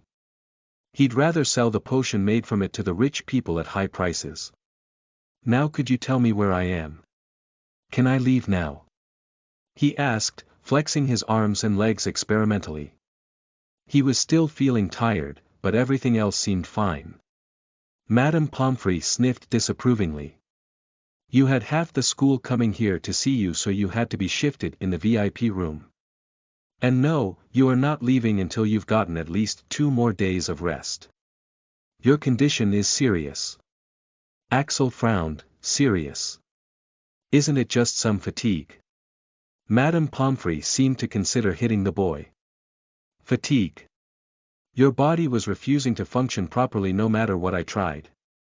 I have never seen this level of fatigue, or whatever it is. It is always like this with you, she said in complete exasperation. Before this, he had suffered from extreme torture, to the point his nerves had received permanent damage. Madame Pomfrey gave him a judging look. You don't enjoy this, do you? Now Axel considered hitting her instead. Enjoy. Enjoy your sister. He did not survive all that torture to be humiliated like this. But Madame Pomfrey actually smirked a little, meaning she had said it on purpose, maybe revenge for him being a snob. But Axel's eyes narrowed. All right, he will remember this. In a much better mood, Madame Pomfrey handed him a list containing various names. You have quite a few visitors waiting for you. Which one would you like to meet first? Axel looked at the list. Daphne Greengrasses, Martina Valentino, Akiko Matsushima, Patricia Afonso, Rose Potter. What's with this list? Axel decided to call Martina and Akiko first, since he had to thank them. First they helped him out yesterday and then today as well. How are you now? And what exactly happened to you? Asked Martina as soon as he entered. Since even he didn't know, Axel checked the system notifications. But he got the chills as soon as he read. Risk of soul damage. Fuck me sideways. But on the outside, he maintained his casual appearance, as I said, just a little tired. I'll be fine after a short rest. Akiko looked at him with scrutiny. That's not it, she declared. Just tell me if it's serious. I need you to be fine, she said seriously. She really needed him in top condition for her revenge. System, will I be fine? What's this notification about the risk of soul damage? Explain everything. Yes, Axel. The skill, Limit Break, does not only draw strength from your body. It also draws strength from your soul. In a way, it's a kind of soul magic, an extremely dangerous and risky branch of magic. And by overusing it, you have put strain on your soul. Thankfully, you stopped before causing any permanent damage, so yes, you will be fine. Axel looked at Akiko. I will be fine. Really? Picking up his wand from the bedside table, he gave it to Martina. Anyways, you said you can fix this, right? That. Martina hesitated, feeling quite nervous for some reason. It was time to invite him over. AN Power Stones. Let me know if you want to read the article. Most popular boy at Hogwarts. I didn't have enough time for that. Come read ahead and support me on Patreon. Patreon.com/snollygoster. Click vote. Chapter 86. Pitiful Daphne. You are listening at novelfull.audio. Chapter 86. I'll go now. When the topic shifted to his wand, Akiko decided to take her leave now that she was sure Axel was fine. Martina, on the other hand, hesitated. Actually, the thing is, about your wand. I can't actually fix it. She admitted. What?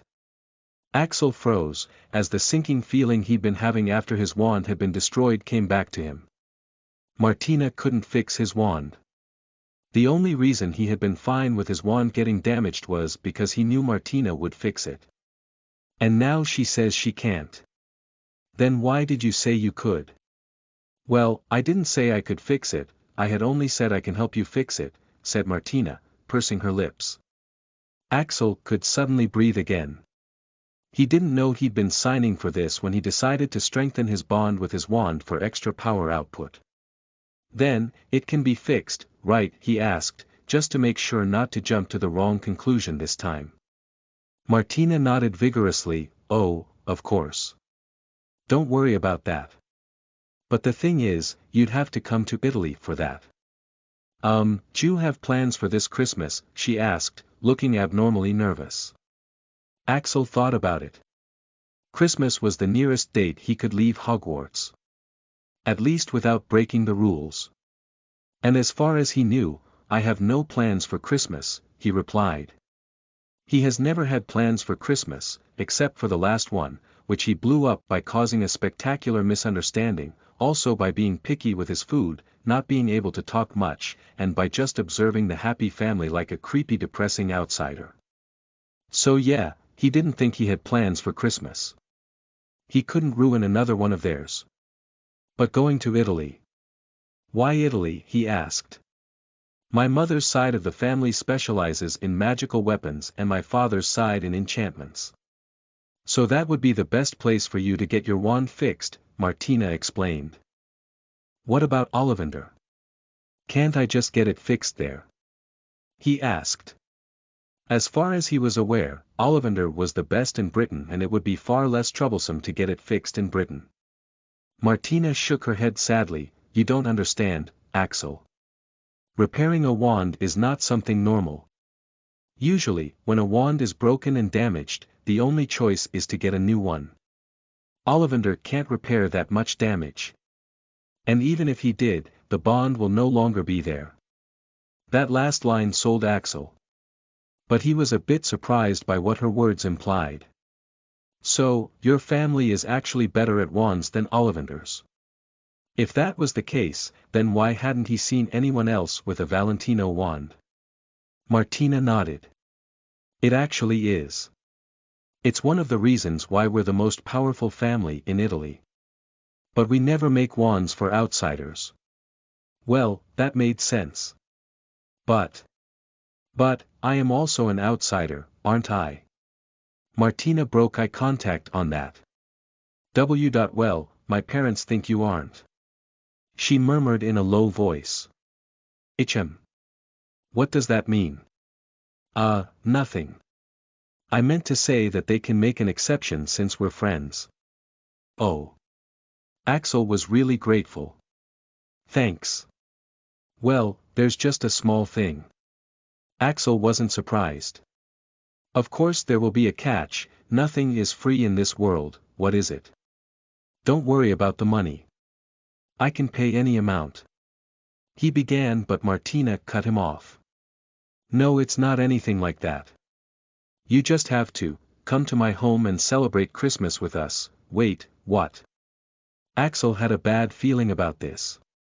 The last time he had met that family, their idea of greeting him was literally assaulting him, and that was still in Britain, right inside Hogwarts. Who knows what they'll do if they had him in their own home, in a country which they all but rule. So, if it were any other circumstances, he would not, in his right mind, be caught anywhere near their place. But, did he have a choice? Axel gripped his broken wand and felt the weakened connection. He only now realized the significance of its presence. It was like a part of him was absent. All right. I'll be there, he said with a sigh. What's the worst that could happen? Martina smiled, really? That's great. I'll inform my parents then. She said excitedly. It was the first time she was having a friend over. I'll go now. You need rest. All right, said Axel, even though he had no such plans. Also, do I call in Daphne before you rest? Asked Martina, turning while leaving. She's been quite anxious. Axel thought about it for a moment and shook his head with a sigh. No need. Oh, all right then. Daphne. When Axel had won the match, even among the deafening noise of the crowd, Daphne cheered the loudest. She was his #1 supporter after all, and she had a thing for Quidditch. So, she was very deeply affected. She was the only one he had shared his troubles with when he was injured, she was the one who had seen him struggle daily, attending classes with dark circles under his eyes, madly working on getting healed, and, she was the one who introduced him to Quidditch. It felt like just yesterday when they were both sitting right here, in this VIP box, when she had explained everything about Quidditch to him. In fact, just a few days ago, she had also recounted all the rules and other things that he would need to pay attention to so that he doesn't screw up. So, now that he had performed so well, her Axel had performed so well, of course no one could be more happier and excited than her. But, with all the happiness, there was also a bitter feeling to accompany it. Now the rest of the world also knows about his brilliance. It felt like she was losing something precious, something like a secret that only the two of them shared. She couldn't help but have this fear that now that the other girls, better girls, might try to get between them now that they knew a little bit more about Axel. And, who knows? They might even succeed. Axel is no longer that same rude and closed-off guy who wouldn't trust you no matter what you do. And frankly, she wasn't the best choice he had. But she didn't let her own insecurities dampen the happiness she felt for Axel, cheering him the best she could. Though, everything changed when the match ended. That bitch was Patricia was on to Axel, hugging him like that. Daphne couldn't believe it. She had to wait so long before she could get one hug from Axel. And here was this slut, hugging him so tightly. Why is Axel letting it happen? What is so good about that tramp when it is so clear she's using him? And then she noticed. Axel didn't want to be hugged. It was written all over his face that was being displayed on the big screen, making her realize that something was wrong with him. Daphne was so panicked that she must have tried everything to get on there on the pitch with him. But, by the time she reached there, she saw him falling into the arms of Martina and Akiko, who had somehow gotten there even before her. Before she knew it, Axel was already surrounded, being floated to the hospital wing magic while a force field fended off anyone who tried to get too close. There was nothing Daphne could do that wasn't already being done. What the hell happened to him? And how the hell does Akiko know Axel? Asked Rose from her side, after she was finally able to shrug off the reporters who had been surrounding her. Daphne was quite ashamed to admit it, but, I have no idea, she told Rose. But what do you care? She asked, fuming as they followed the procession, which was getting bigger and bigger. Why are you angry at me? I'm the one who lost today. I'm like his slave now, said Rose defensively. You're saying it as if it's a bad thing, muttered Daphne enviously, in a voice Rose couldn't hear as she rushed into the procession. As soon as they were out of the wards, the crowd got even bigger, with everyone following Axel. And Daphne was kicked out at the hospital wing, just like the hundreds of other fangirls who were screaming Axel's name. Only Martina and Akiko were allowed in. When Martina and Akiko came into the waiting room, both of them were swarmed by reporters. How is Axel's condition now? Is Axel Hunt stable? A lot of questions like this were thrown at them, and to the reporters' questions, Martina shook her head, we don't know.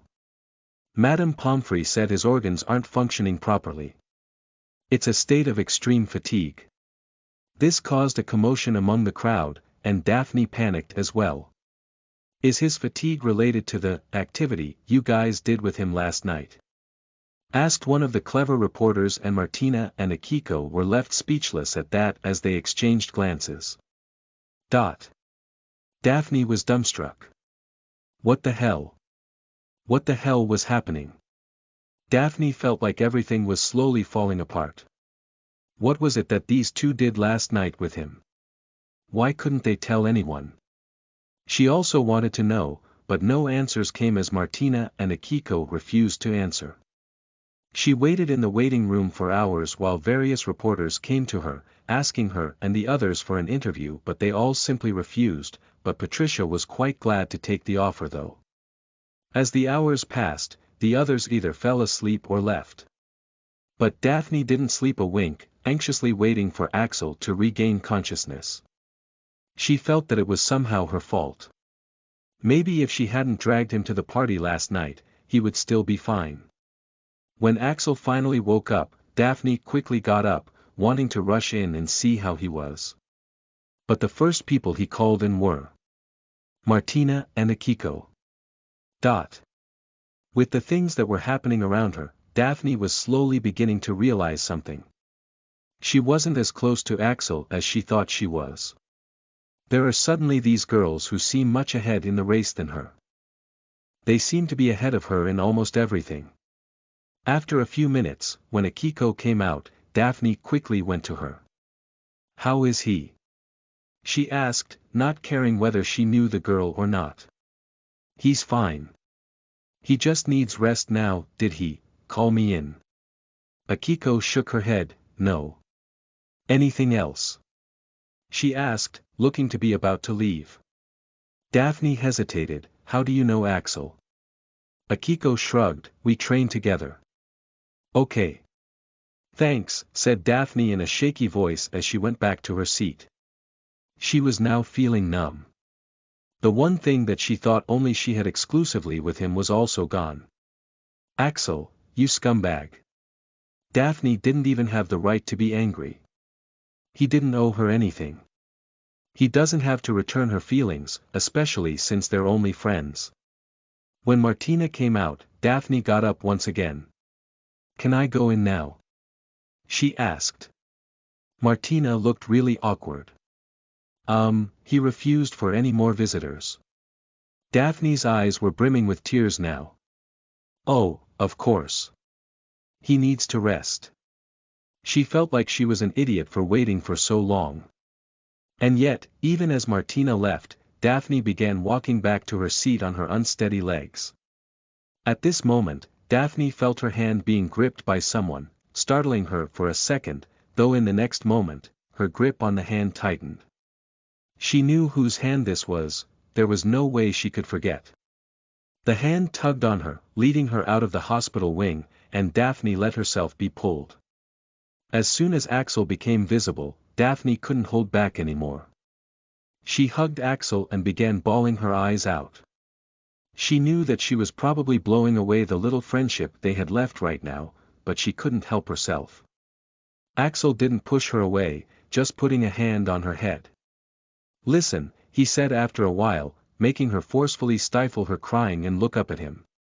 Her eyes were puffy and her nose and ears were red. She looked very pitiful, enough to melt anyone.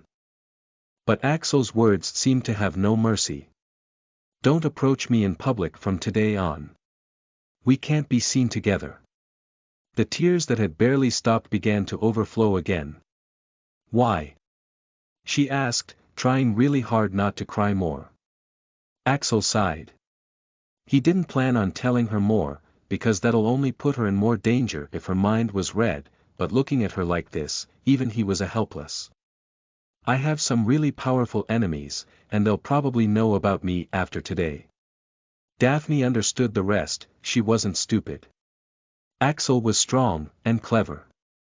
Even if his enemies are stronger, it wouldn't be easy for them to get to him at all. And the textbook solution to this is going after the people he cares about. She understood it, of course she did, but it didn't make her feel much better. Then why? She was going to ask why he let Martina and Akiko approach, but stopped immediately. Those two, even 10 Daphnes might not be able to scratch on them. Of course they can take care of themselves. Why what? Nothing. "Will you still train me?" she asked desperately. The desire for power in her was now burning stronger than ever. If only she had been stronger. Axel nodded readily, even more intensively. "Thanks." Daphne hugged him again. Usually, anyone would be devastated at knowing that the hellish training was going to be even more hellish, but Daphne only felt blissful. She could feel the gap between them widening. She felt that if she didn't quickly gain strength, it would only widen. "Anyways, I couldn't meet your family." "Sorry for that," said Axel. He had been unconscious for around a day, so of course the visiting day was over. Daphne shook her head. "It's all right. You'll see them at Christmas, right?" Axel paused. "What?" Daphne looked up at him confused. "What do you mean, what? Aren't you coming home for Christmas?" Daphne felt it was only normal that he came. She and her family had much planned for him. "That I was invited." Daphne frowned. "Of course you are. You're coming, right? Mom and Tori would kill me if I didn't bring you." Axel seemed at a loss for words. "I'm sorry. I have to go to Martina's home this Christmas. Shattered Daphne felt the distance widening once again. Seeing Daphne's hopeless look, Axel sighed as he slowly took out his damaged wand. Look at this. Your wand, what? Daphne let out a gasp as she looked at the wand. Is this? Axel nodded. Yep, it's broken, oh Merlin, I am so sorry Axel.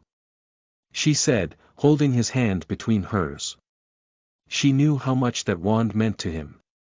In fact, she had found herself jealous of that wand many times, that's how much Axel cared for it. And now seeing it broken, she could only imagine how bad he must be feeling. It's not surprising, really, said Axel, emotionlessly looking at his wand. Good things don't last long in my life, they never have. That's why. He paused. That's why? Asked Daphne. Axel shook his head. Nothing, just make sure to not appear with me in public. And, I'm going to the Valentinos to get it fixed. Otherwise I'd have come. Oh. Daphne understood now. The Valentino wands were famous in the upper society. It would make sense that he couldn't come for Christmas. But, no outsider was allowed their services. What does that say about Axel and Martina? 2 days passed, and the popularity of Axel's match only increased. And on the Wednesday morning, when Madame Pomfrey finally let Axel, officially, leave the hospital wing, he went to the Great Hall for breakfast like usual. But as soon as he went past those double doors, he realized something. Every pair of eyes turned towards him and the bustling atmosphere quieted down for a moment, before bursting again with even more noise. Students began pointing at him and many were rushing towards him for autographs and selfies. Fuck. This thing had slipped his mind. Somehow, the concept of people actually treating him like a celebrity seemed quite absurd to him. But, it was happening, and Axel was hating every second of it. He wanted so much to share an eye roll with Daphne, but he resisted the urge. Looking at the crowd surrounding him, Axel sighed, knowing that his quiet life had forever changed. AN Power Stones. The article demanded in the previous chapter is in the next chapter. Axel Hunt, Hogwarts' most powerful wizard. Read ahead and support me on Patreon. Patreon.com/snollygoster. Vote with POWSTONES, backhand index pointing down, backhand index pointing down, backhand index pointing down. Chapter 87. Axel Hunt. The most powerful wizard. You are listening at novelfull.audio. 2 days passed, and Axel's popularity only increased. On the Wednesday morning, when Madame Pomfrey finally let Axel, officially, leave the hospital wing, he went to the Great Hall for breakfast like usual. But as soon as he went past those double doors, he realized something. Every pair of eyes turned towards him and the bustling atmosphere quieted down for a moment, before bursting again with even more noise. Students began pointing at him and many were rushing towards him for autographs and selfies, and a few reporters who had been waiting for him also came forward. Fuck. This thing had slipped his mind. Somehow, the concept of people actually treating him like a celebrity seemed quite absurd to him. But, it was happening, and Axel was hating every second of it. He wanted so much to share an eye roll with Daphne, but he resisted the urge. Cheers. Axel turned his head to see the whole Slytherin house standing up from their seats, clapping and cheering for him, with Patricia standing in front. sa.vagueax.el, sa.vagueax.el, sa.vagueax.el. Then the Slytherins began chanting this new title which he had apparently been given after displaying his exceptional savagery. Axel had no words for it. What the fuck was going on with these students? And that title? He didn't know if he was being praised or insulted here. But he supposed it was at least better than some cringe song like, Axel is our king, he can catch a snitch by its wing, that's why Slytherins all sing, Axel is our king. Truly, that would be a disaster. His team members came and started pushing away the crowd and the reporters, making way for him to go towards the table, at the leader's position, right beside Patricia. A bit weirded out, Axel sat down, with his teammates sitting all around him. "What's all this about?" he asked Patricia in an undertone. The Brazilian captain tilted her head as she peered at him. "What do you mean?" "It's a celebration, of course. We're celebrating your glorious achievements," she said excitedly. Axel was confused. It wasn't a big deal. "Doesn't this seem a little too much?" "Not a big deal." Patricia had to squint at him to confirm he wasn't just joking or being humble. "Of course it's a huge deal. Slytherins are a bunch of egoists and supremacists. And they were really aggravated by Gryffindor after the insult on Halloween night and on the internet, especially since there was little to no chances of them actually winning. And, most of us have already been the victims of the twins' pranks. But then you pop out of nowhere, and maul the Gryffindors in that savage and satisfying fashion. You should have seen yourself out there. The moment you caught the snitch while throwing that bludger at Weasley, it was thrilling, it was electrifying," she said with a somewhat intoxicated look, her legs clenching together as she looked at Axel. Okay, I get it," said Axel, scooting a bit further away from the girl, "but can you make them stop now? It's causing me a headache." It really was, and so was Patricia's perfume due to her closeness. Axel risked a glance towards Daphne, only to see her stabbing her fork into her plate, while glaring in his direction. He had a feeling that she was going to be grumpy in today's training session.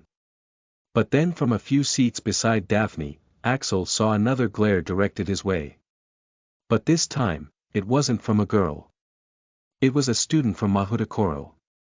It was the wind guy dueled Martina.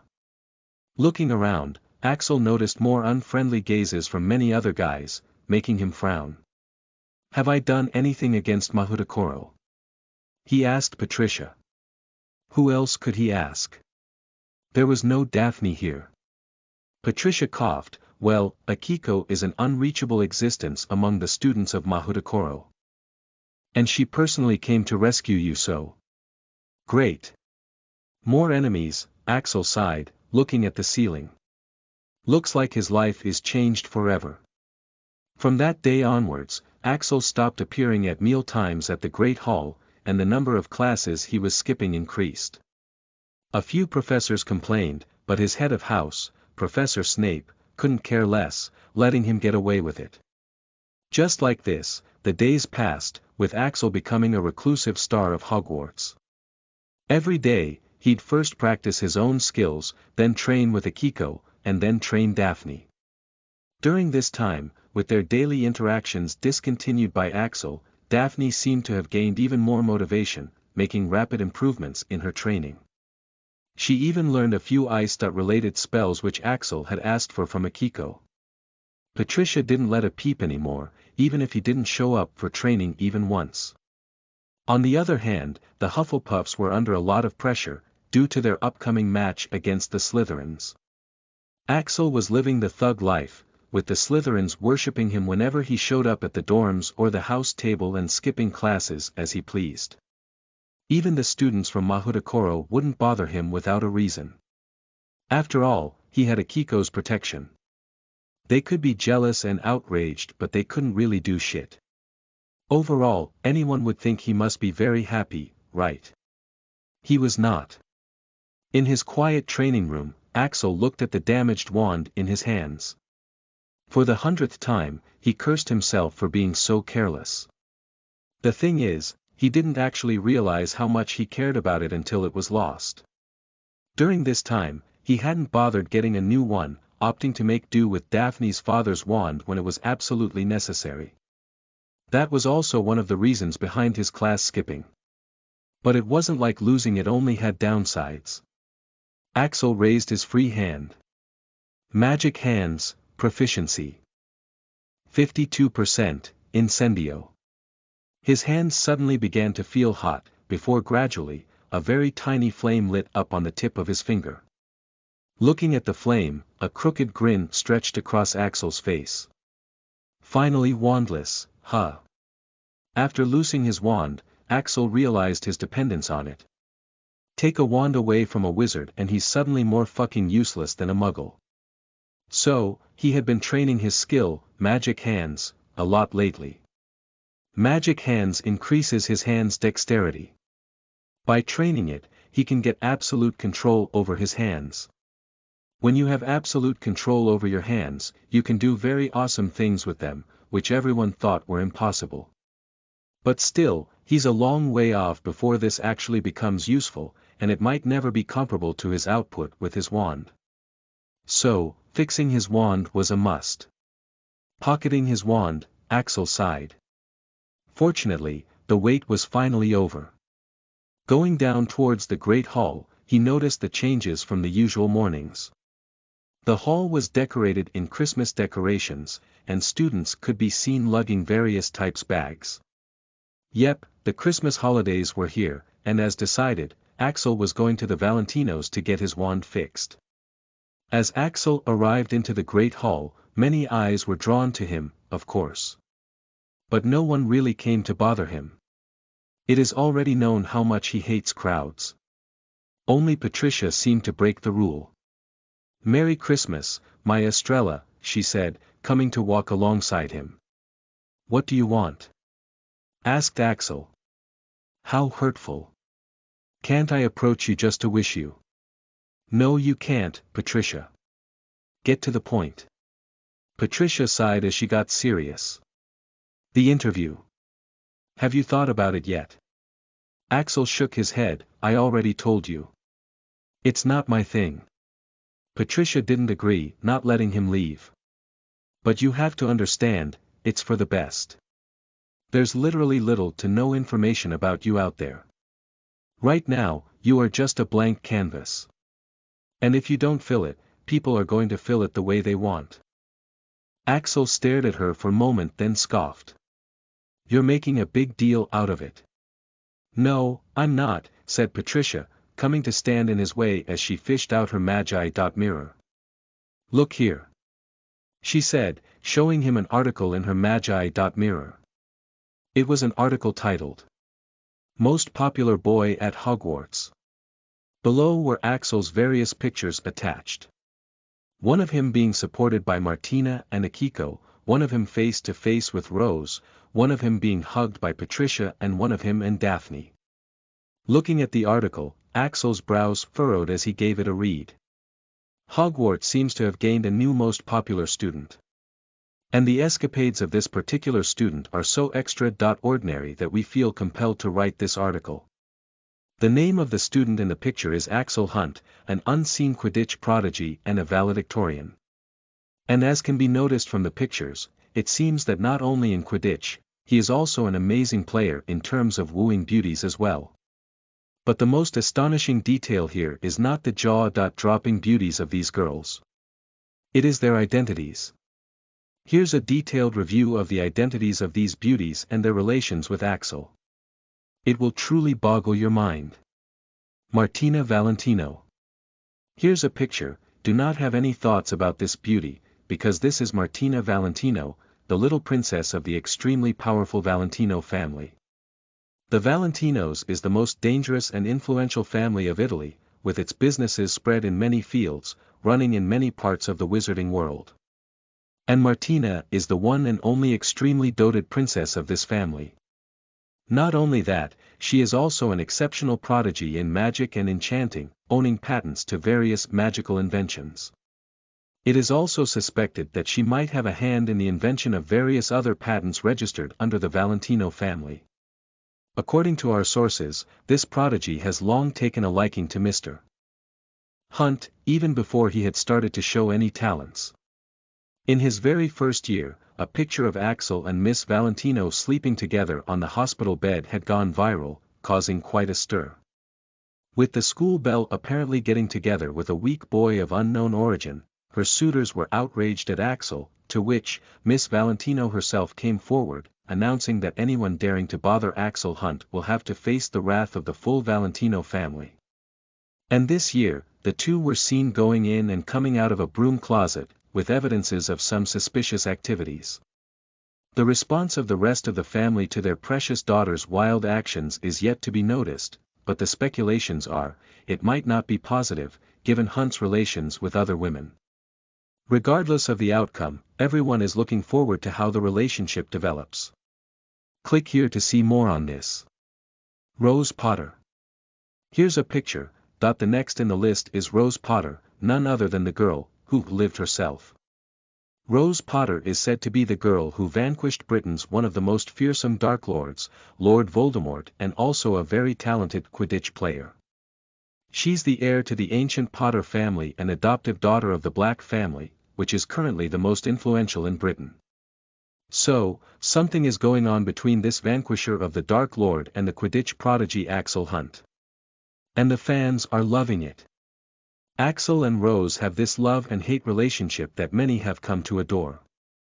According to our sources, their first meeting had occurred even before the two arrived at Hogwarts and they were on friendly terms. But then the sorting happened and they were sorted into rival houses, Gryffindor and Slytherin. And before they knew it, the friendship turned into rivalry, with the two often seen being at odds with each other. And during this time, our witch charmer began to make friends with other witches. At the end of the year, Axel went to be the valedictorian of first years while Rose went on to win her house the Quidditch Cup and House Cup, beating Slytherin to the punch. In their next year, in order to settle the scores, Hunt managed to get himself into the Slytherin Quidditch team, also as a seeker, the same position as Rose, while he continued his relations with other girls. Unable to take it anymore, Rose confronted Axel, calling him to stop his wickedness. To which, Hunt, also thoroughly irritated, proposed a wager that whoever loses will do whatever the winner says. At this time, Hunt had no history with Quidditch, while Rose was adroit in it to point of even getting offers to play for Major League Quidditch team. There was no way Hunt could have won.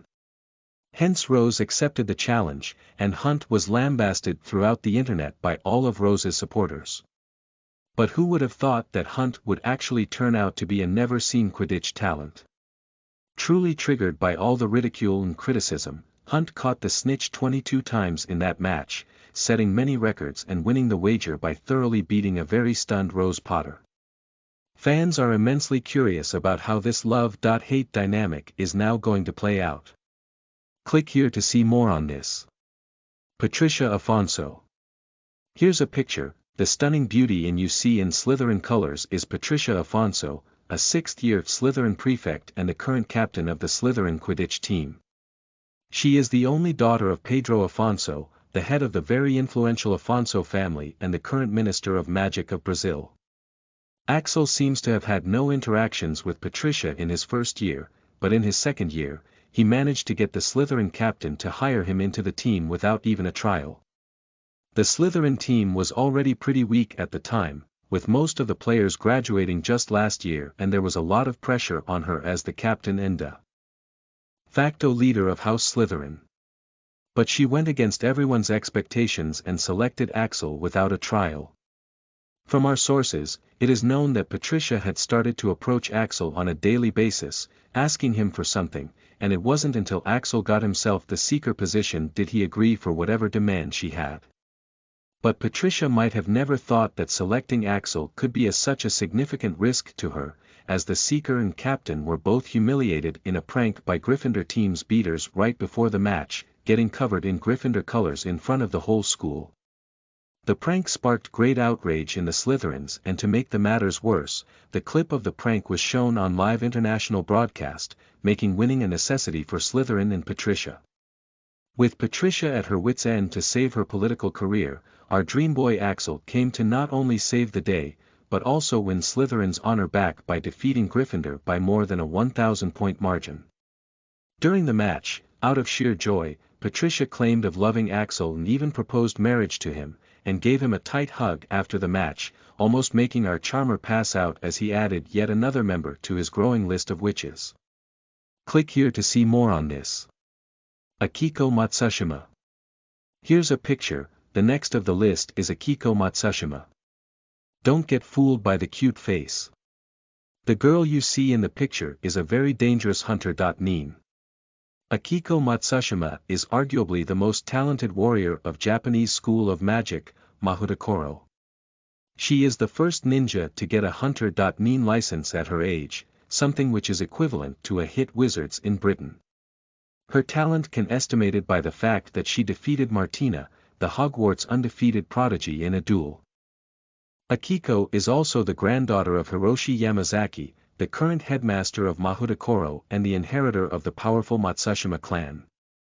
Currently, it is quite unclear exactly how and when Axel and Akiko have known each other, but when he was about to fall unconscious after his Akiko came to his rescue, with the two exchanging words smilingly before Axel passed in her embrace.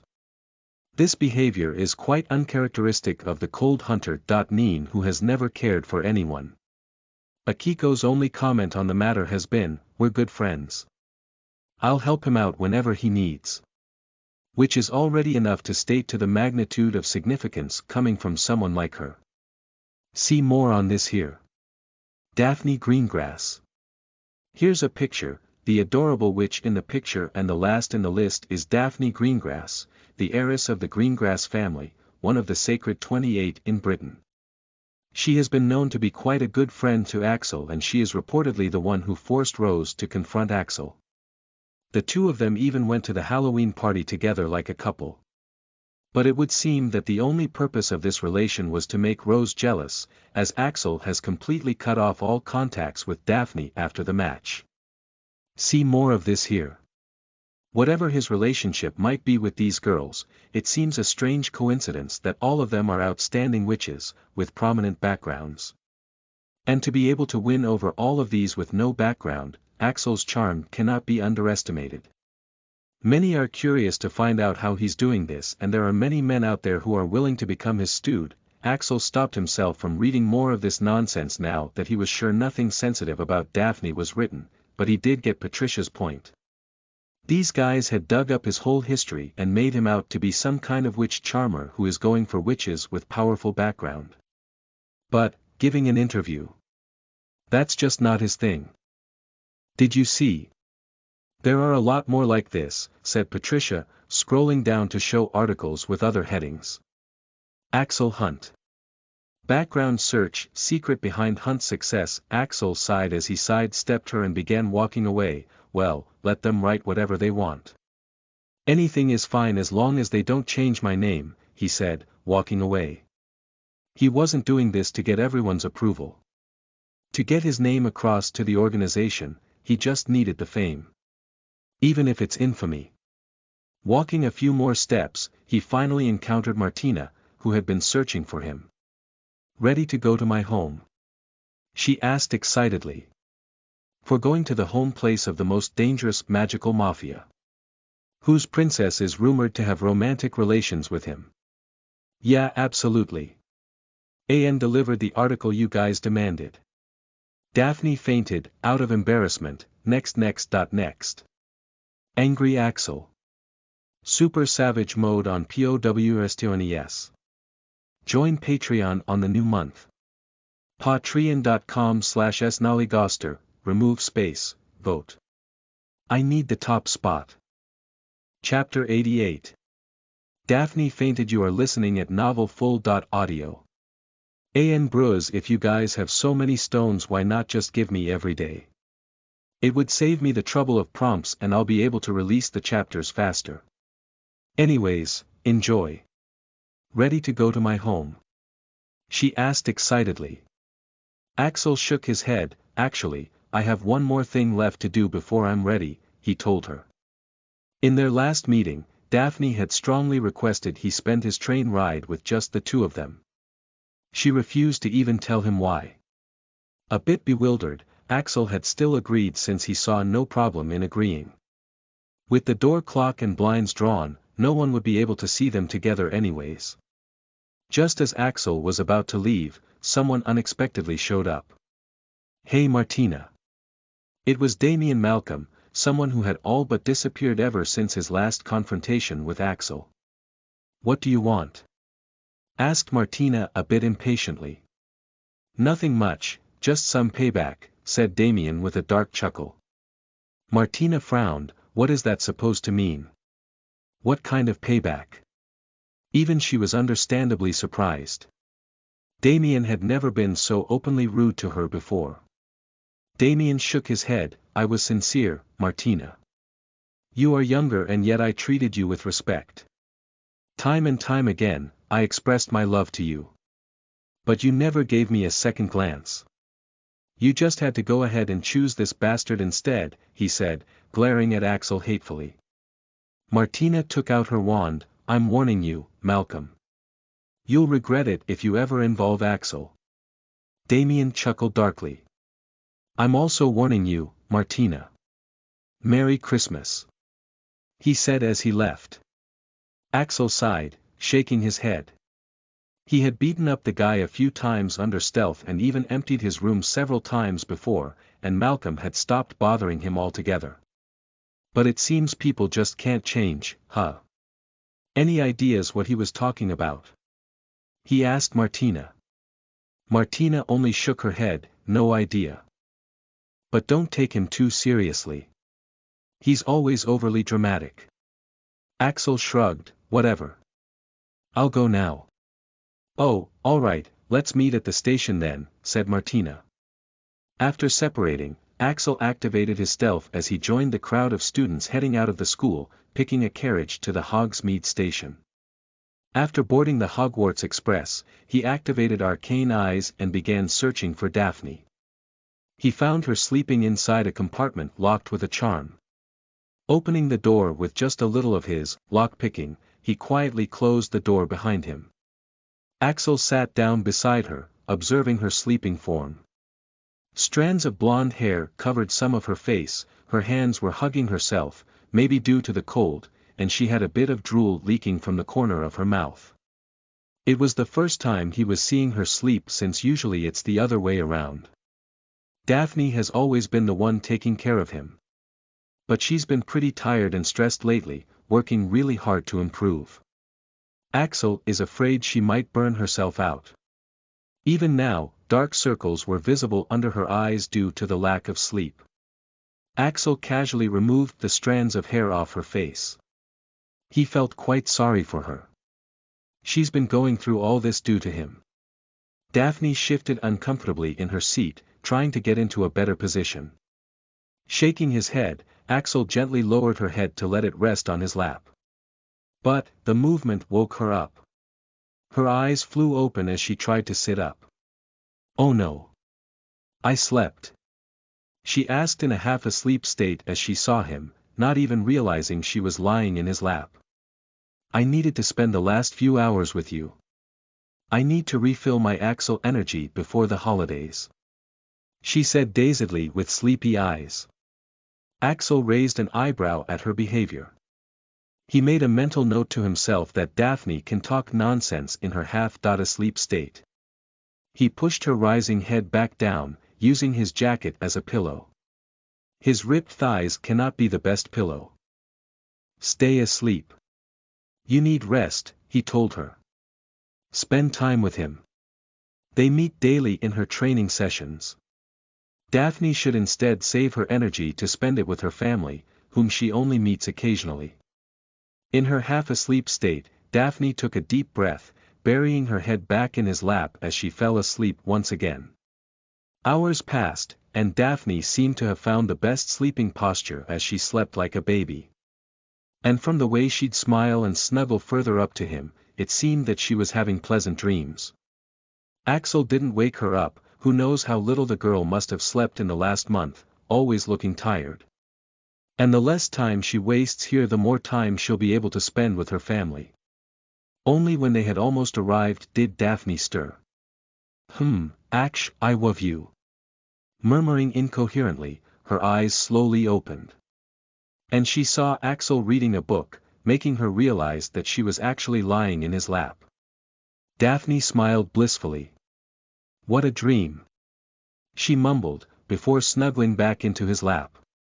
With her head buried in his jacket, she took a deep breath, inhaling his scent. It's almost real. It's good that you woke up. We're almost at King's Cross, said Axel, closing his book. Daphne froze and her eyes opened as her mind came out of the sleepy haze. Her head mechanically rose from his jacket as she took in everything around her. One of her hands touched the slight traces of drool at the corner of her mouth while the other hand touched her hair, which was a mess. Her eyes went back to Axel before looking back at her position, her head unable to properly comprehend the situation. Finally her eyes closed again as she fainted. Well, she must be really tired, muttered Axel.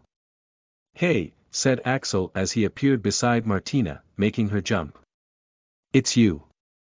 Sorry, I didn't see you approach, said Martina. She had just alighted the train and was about to call Axel through the Magi.mirror. Let's find my brother. He's here to pick us up, she said, walking together with Axel. Martina seemed really happy right now, maybe because she was excited to go home.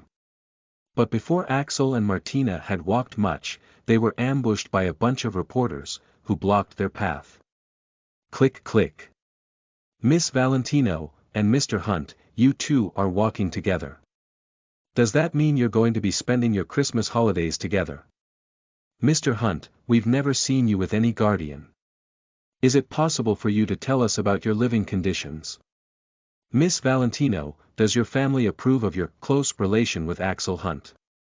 A lot of questions were thrown their way. Axel was a bit annoyed. If he wasn't Martina he would have left without giving answers. But Martina was too kind. The girl was trying to actually talk to the buggers. Excuse us please. My brother is here. It'll be good if you guys leave before he comes. Of course, the reporters wouldn't listen if you're so nice to them. The crowd only increased. Just when Axel was wondering if he'd have to wait forever, a few rowdy-looking wizards in black suits barged in as they roughly shoved the buggers aside, creating a path for Martina and Axel to walk through.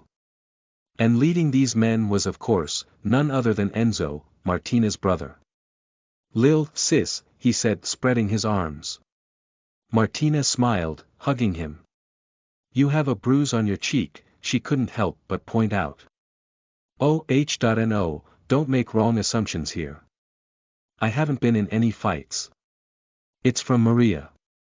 Then you must have deserved it, she said, lightly hitting him. Maria is Enzo's fiancée, she informed Axel. Enzo then turned his attention towards Axel. And here is our guest of honor, huh? He said, offering his hand. Axel Hunt, said Axel, shaking his hand. Enzo looked down at Axel's hand, no longer injured. I need a rematch, he said, tightening his grip to test Axel out. Axel's hand, of course, didn't budge at all, but he didn't do anything either. He still needs to get his wand fixed after all. Martina, who had seen him fight XXXXX level creatures, and exacting vicious revenge on those messing with him, quickly separated their hands for her brother's sake. Enzo, can you please behave? He is our guest. Enzo laughed, releasing Axel's hand. Relax sis, I know what I'm doing, he said as he grinned at Axel. You already passed the first test. Axel furrowed his brow. What test? Nothing. Said Martina, giving Enzo a warning glare. Enzo likes to play around. Now, can we go already? Enzo nodded, grinning teasingly at Martina. Right, let's go. Mom and Dad are waiting, he said, taking out a ring from his pocket that expanded in size. Grab on. Martina turned to look at Axel. You still have the Valentino knife, right? She asked. Axel nodded. The knife is always in his pocket. Hold the ring then. It's a portkey, she said, gripping the ring. A portkey. Axel looked at the ring curiously.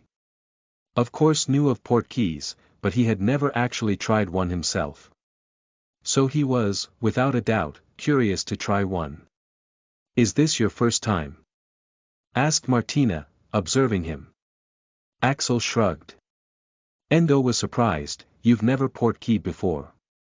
Martina hit her brother on his shoulder. It's not that uncommon. She then smiled reassuringly at Axel. You just have to grip the ring tightly. It's very safe, so you don't need to be worried. When did he say he was worried? Ready? Asked Endo, when everyone's grip was secured. Here we go, he said, pressing a button. Axel felt as though a hook just behind his navel had been suddenly jerked irresistibly forward as his feet left the ground. He could feel Martina and Enzo on either side of him. They were all speeding forward in a howl of wind and swirling color. His hand was stuck to the ring as though it was pulling him magnetically onward, and then, they were suddenly ejected, out into Italy. Martina staggered a little, ending up holding onto Axel, who had landed quite stably. "Oh, sorry. That usually does not happen," she clarified, feeling embarrassed about her earlier reassurances. In the end, she was the one who ended up needing help. "It's fine." Axel already knew how steady Martina was based on the number of times she had ended up flashing him. He took a look around the surroundings, and even if he was expecting it, he was still surprised. He was currently standing in a magnificent garden, which seemed to stretch behind him endlessly. In front of him was a cobbled stone pathway, leading to a giant manor, which shimmered due to the magic surrounding it. Men in black suits were stationed everywhere around the place, armed and dangerous. "Welcome home, princess," said Martina's dad, Alessandro, who was walking towards them with several other individuals. "Dad. Mom." Martina quickly got away from Axel as she embraced her parents. "Maria. You're also here," said Martina, hugging a girl who had come to stand beside Endo. Maria was brunette with an athletic figure. She was wearing a similar punk outfit like Endo, and her nose and ears had piercings. Maria nodded. "Yeah, I thought I might come and help out, with the ongoing situ." She couldn't continue, as Enzo cut her off. "She's here for Christmas, of course. She's helping out with the party organization." Maria realized her screw-up as she quickly caught up. "Yeah, you know how onerous our Christmas parties can be," she said, forcing a smile. Martina was going to ask questions, but Alessandro shifted everyone's attention to Axel as he approached. "And here is your boyf, Dad." All right, here's your friend from last time. Axel Hunt, right? "I've heard a lot about you," said Alessandro, looking at Axel with the intimidating air of a mafia boss as he held out his hand. Axel clasped the offered hand with some exasperation. "Are we doing this again?" he thought, feeling Alessandro applying pressure as soon as he shook it. Trying to crush the hand of someone with an inhuman level of dexterity is not a good idea. At this moment, Axel happened to yawn. Watching Daphne sleep had made him sleepy as well. "Nice to meet you, sir," he said, stifling his yawn with the back of his other hand. "The rest of the people. Damn Sonny, you sure you're only 13? Your hand wouldn't budge," he said, squeezing it further. "Leave it, Dad. I've already tried." "The guy has a grip made of iron," said Endo, really empathetic with his father's situation. "Being bestest by a 12-year-old sucks." He had already experienced it twice, counting what had happened last year. At Alessandro's question, Axel shrugged. "Not my fault if you guys squeeze like little girls." Silence. There was a moment of silence as everyone stopped what they were doing. Only the sounds of birds and fountains in the distance could be heard as everyone looked at Axel with surprise. After which, Alessandro burst out into a raucous laughter, followed by Enzo. Alessandro thumped Axel's shoulder pleasantly. "You do have balls, kid. Much better than the sissies of today." Axel inwardly gave himself a thumbs up. As someone who's been in the company of crooks, and one himself, he knows that showing weakness and politeness in situations like this is even worse. It makes you a pushover and puts you in a weaker position. It only invites them to push you further. Besides, Martina is right here. She wouldn't let her father hurt their enemies, let alone her friend Axel who saved her life. Axel turned towards Francesca, Martina's mother, who had been observing the whole scene, and bowed slightly. "Thanks for inviting me, ma'am," he said politely. "Different people need different treatment."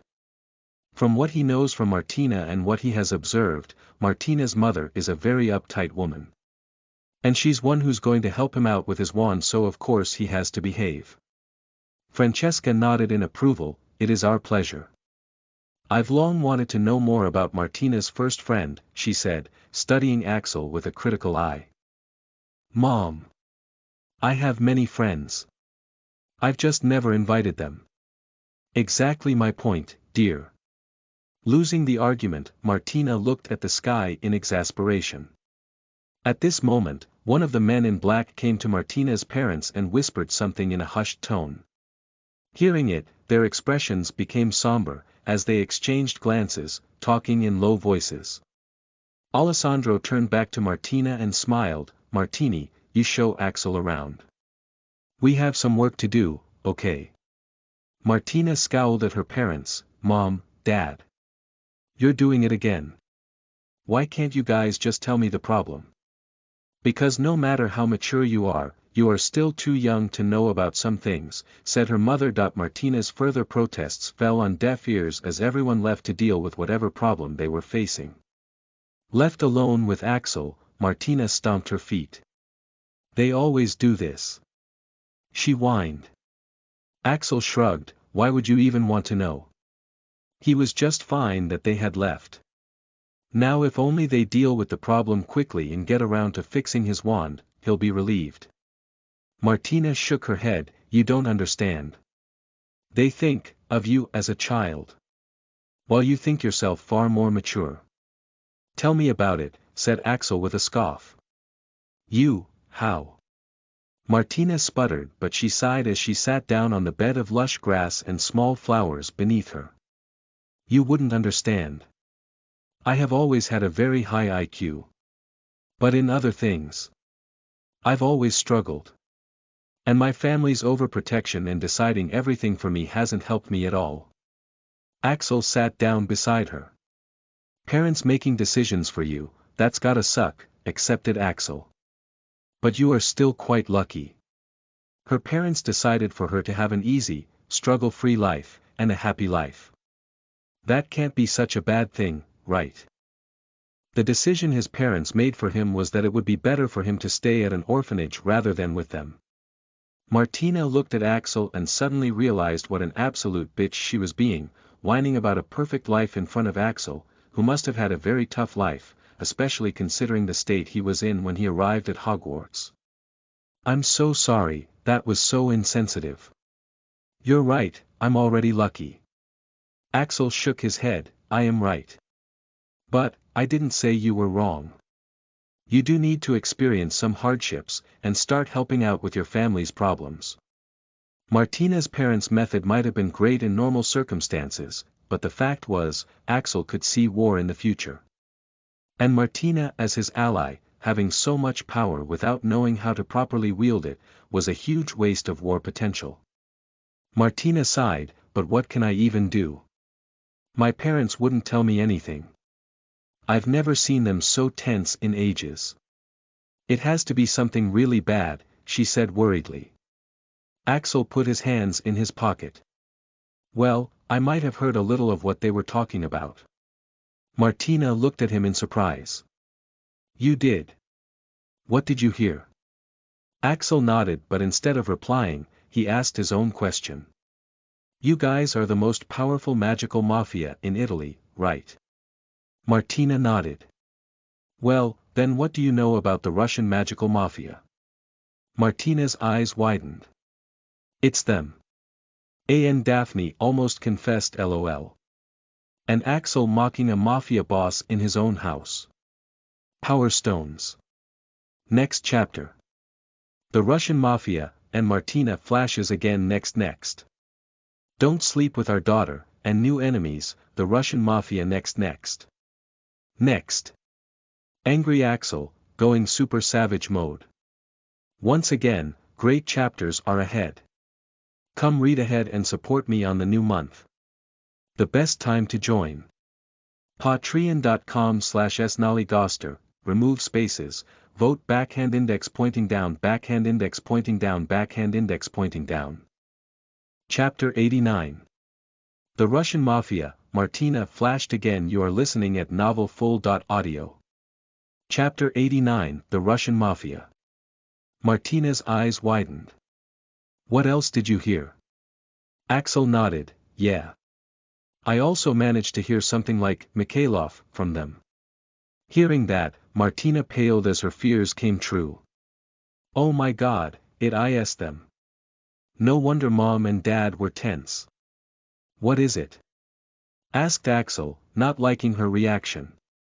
Martina sighed as she explained, when it comes to the magical underworld, it is most active in two countries. Italy and Russia. These are the countries where the mafia gangs are so strong that even the local governments can't do anything to stop them.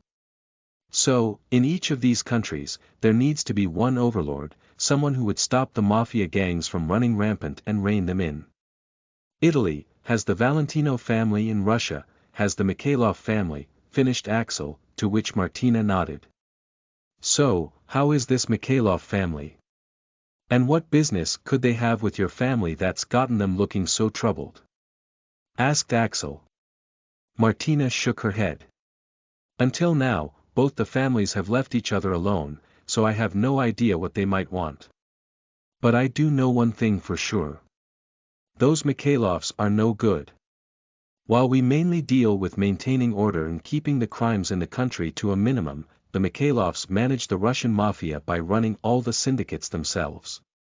Drug cartels, prostitution, slavery, smuggling, arms dealing, nothing is beneath them. Axel had to sigh at that. This Russian mafia, it couldn't have waited till his wand was fixed, could it? He just wanted to leave as soon as possible. It was getting dark, and the lights began to get lit up in the whole estate, making the scenery even more beautiful. Catching Axel looking around, Martina shook her head vigorously, temporarily removing all the worries. But forget about all that. You're here for the first time. I can't have all this spoil your visit, she said with a smile as she got up and patted the grass off her jeans. She then began pulling Axel up forcefully, who seemed to have no thoughts of getting up. Come on, let me show you around the house. Axel couldn't understand her. Aren't you worried about the Mikhailovs? What if a gang war begins? Martina shook her head. Oh, trust me, you'd know if there were chances of a gang war, she said, looking around. These men would be celebrating if that were the case. And even if something does happen, we just happen to have a lot of weapons and countermeasures ready. Come on now, I can show you. At that, Axel was suddenly very cooperative about having a tour. Since Martina had never had a friend over before, she was naturally very excited to show him a lot of things. She first showed him around the outside. The grounds around the estate were like a township itself, and there were portals installed to move between places. You've never tried a portal either, right?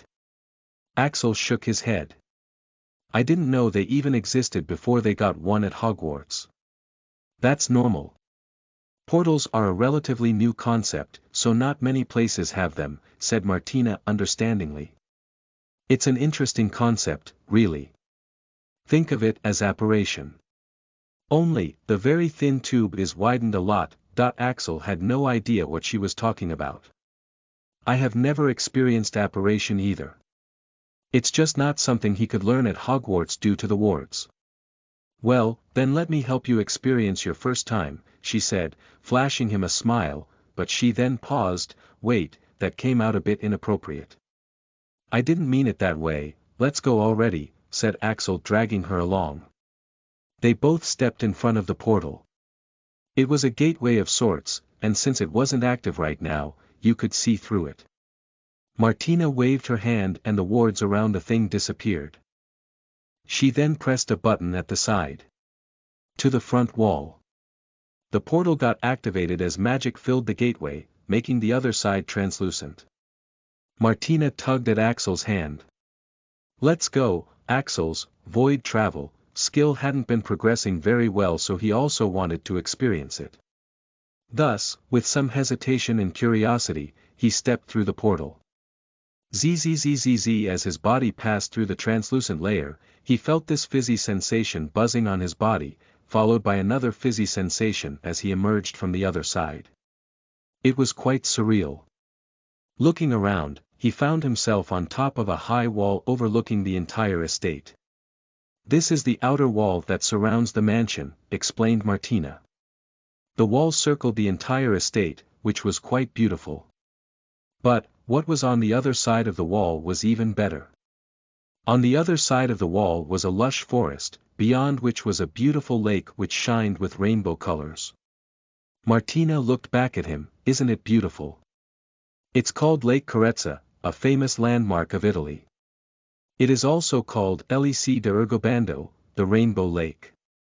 It's covered with myths and legends. Axel nodded. It is beautiful. The lake was magical, it almost seemed to call onto him. That isn't all, said Martina, raising her hand, casting out waves of magic. How do you even do that? Asked Axel. He knew firsthand how difficult wandless magic was. Martina smiled mischievously at him. You're not the only one with secrets, young man. Axel stared at her. Just now, it almost actually felt like she was older. Martina turned her back to look at the magic she had been casting. It's done, she said, and in the next moment a ripple became visible in front of them, followed by another, and another, until hundreds of them were visible. Axel's jaw dropped. Are those all? Martina nodded. Yeah, they're the wards. Like every other wizarding estate, the Valentino Manor was also protected with wards. But, the wards here were. Fuck, swore Axel. This place is better protected than bloody Hogwarts, he muttered, activating his arcane eyes for further checking. Wards of all kinds were interwoven so complexly that he didn't know where to even begin deciphering them. And they thrummed with powers strong enough to withstand anything. His ward-breaking skill, which had advanced quite a lot after last year, was still coming short in front of this elaborate piece of work. Martina looked at him in surprise. You can tell. I'm so glad. I've spent years working on them. These wards are a big reason why we don't need to worry about a gang war. You designed them? Asked Axel, amazed. But they're interconnected to power each other, and there I can see at least 5 backup setups for each ward. How did you even do that? Martina ceased functioning for a moment as she looked at Axel blankly, her eyes widened. You can actually understand them. Oh my god. There's finally someone who gets it. Martina looked like she would kiss Axel any moment. Axel on the other hand had something else on his mind. How did I even get here? These wards should have thrown me a mile away, he asked in confusion. Martina smiled. Your knife. The Valentino knife, didn't I say it's a symbol of our friendship? You got access to the wards when you had dropped blood on it and bonded with it, she explained. Come on, let me show you my lab as well. She said, taking Axel's hand. We'll go by apparition this time. It's quite easy really, all you have to do is picture the location you want to go, and will yourself over there. Without barely a sound Axel and Martina disappeared, before appearing on the other side. It was quite a peculiar feeling. It was like being forced through a very tight rubber tube. Axel decided that he preferred portals. As he emerged on the other side, Axel looked at his surroundings. They were in a spacious and luxurious room. The room was painted lilac, hung with dark purple curtains of silk and lace, and with a sumptuous bed in an alcove covered with violet sheets. But the room wasn't tidy. There were a lot of books piled up all over the place, with a few clothes scattered here and there. This is my bedroom, said Martina, but then she realized something. Don't misunderstand. I only brought you because the door to my lab leads from here. Axel looked around the room. It was much better compared to the alley he used to sleep in. Martina really is quite lucky. It looks comfy, he commented. Seeing him looking around, Martina suddenly got self-conscious as she also looked at her room. I'm sorry for the mess, she said, quite embarrassed. She began leading him towards the door to her lab. While walking along, Axel paused in his footsteps as he was about to step on something. It was a pair of purple panties with an "I" magic print on it. Martina. Boom! A beam of magic escaped Martina's hand, destroying a pair of panties as soon as she could. She might have even defeated Akiko had she been that fast in her duel. She smiled back at Axel, praying that he hadn't seen. What did you see? Axel shrugged. Nothing I haven't seen before, he said, trying to reassure her. But that only made Martina feel even worse mortification as she led him to the bookshelf. Anyways, she said as touched a book, her ears red. This is the way to my lab, she said, drawing the book out of the shelf. Suddenly, there was a mechanical click, after which the bookshelf opened from the middle, showing a door made out of heavy metal. Cool, commented Axel. Martina smiled proudly, this is nothing. Wait till you get inside. She pressed her hand on the door and suddenly, the runes inscribed on it started to light up, making the doors open. The inside was so capacious that it made Martina's room look small. And it seemed it was divided into sections. One section, the biggest one, was dominated by books, lots of them. Like, they were rivaling Hogwarts' library. One section had lots of plates lying around with various runic sequences on them, on the other various kinds of trinkets dominated one section, one was filled with lots of potions and potion ingredients, along with all kinds of equipment. And there was more, there was only so much you could describe. Martina turned and spread her arms. How is it? You're the first person other than me to step foot in here. What, in the tarnation of Netherworld have you been doing here? Muttered Axel, walking in. Martina smiled sheepishly, I had started out small but then I just kept expanding it. Anyways, I brought you here to show you the things you'll find interesting, she said, summoning a metal contraption from afar. Axel looked at it in surprise, is that a gun? Martina nodded, a magic gun. 5 times more destructive than Muggle guns, runs on magic batteries. It's one of the few offensive equipments I've made. As you know, I didn't used to like violence. Axel raised an eyebrow, and now? Martina aimed the gun at a target range and fired, shooting a beam that dug a hole through a dummy. Martina blew away the imaginary smoke off the gun as she shrugged. Not anymore. You've been a bad influence on me, she said accusingly. Lately, Martina had been faced with more than a few situations in which she found her strength lacking. And then looking at Axel dealing with his problems with pure and unadulterated destructive violence, she instead began somewhat liking solving things with violence. Axel shrugged, might keep you alive longer, he muttered, still looking at the dummy. He was amazed by the power of the magical gun. That could definitely be useful. Not for him, but for people like Daphne in case of emergencies. What else do you have? Martina grinned. Many things. I have laser guns, lightsabers, a railgun, a jetpack, a prototype of Iron Man suit. Martina began listing off the things. Hiding away in this basement for a year, she had of course been fulfilling her nerd fantasies, building one thing after another. And now that she had to go to the violent route, a lot more things were to come. Well, let's see them then. Axel grinned. This was definitely turning out to be quite a fruitful visit. Meanwhile, in a meeting room, the Valentinos were in the middle of a very important discussion. They had dismissed even all their trusted men, leaving just the family members including Maria. I hope it was just a war. It would have been much simpler, said Alessandro, Enzo nodding along with him. Francesca sighed, even I have to agree. It is clear that Mikhailovs have been eyeing our power for a long time. But this approach is a bit difficult to deal with. Maria also shook her head, asking Martina's hand for marriage, it is really fucking insane, finished Endo. Do they really think we'll ever accept? It is also a smart move. They are already here, we can't reject them outright. And they're also coming to the party tomorrow, said Francesca, feeling a headache coming.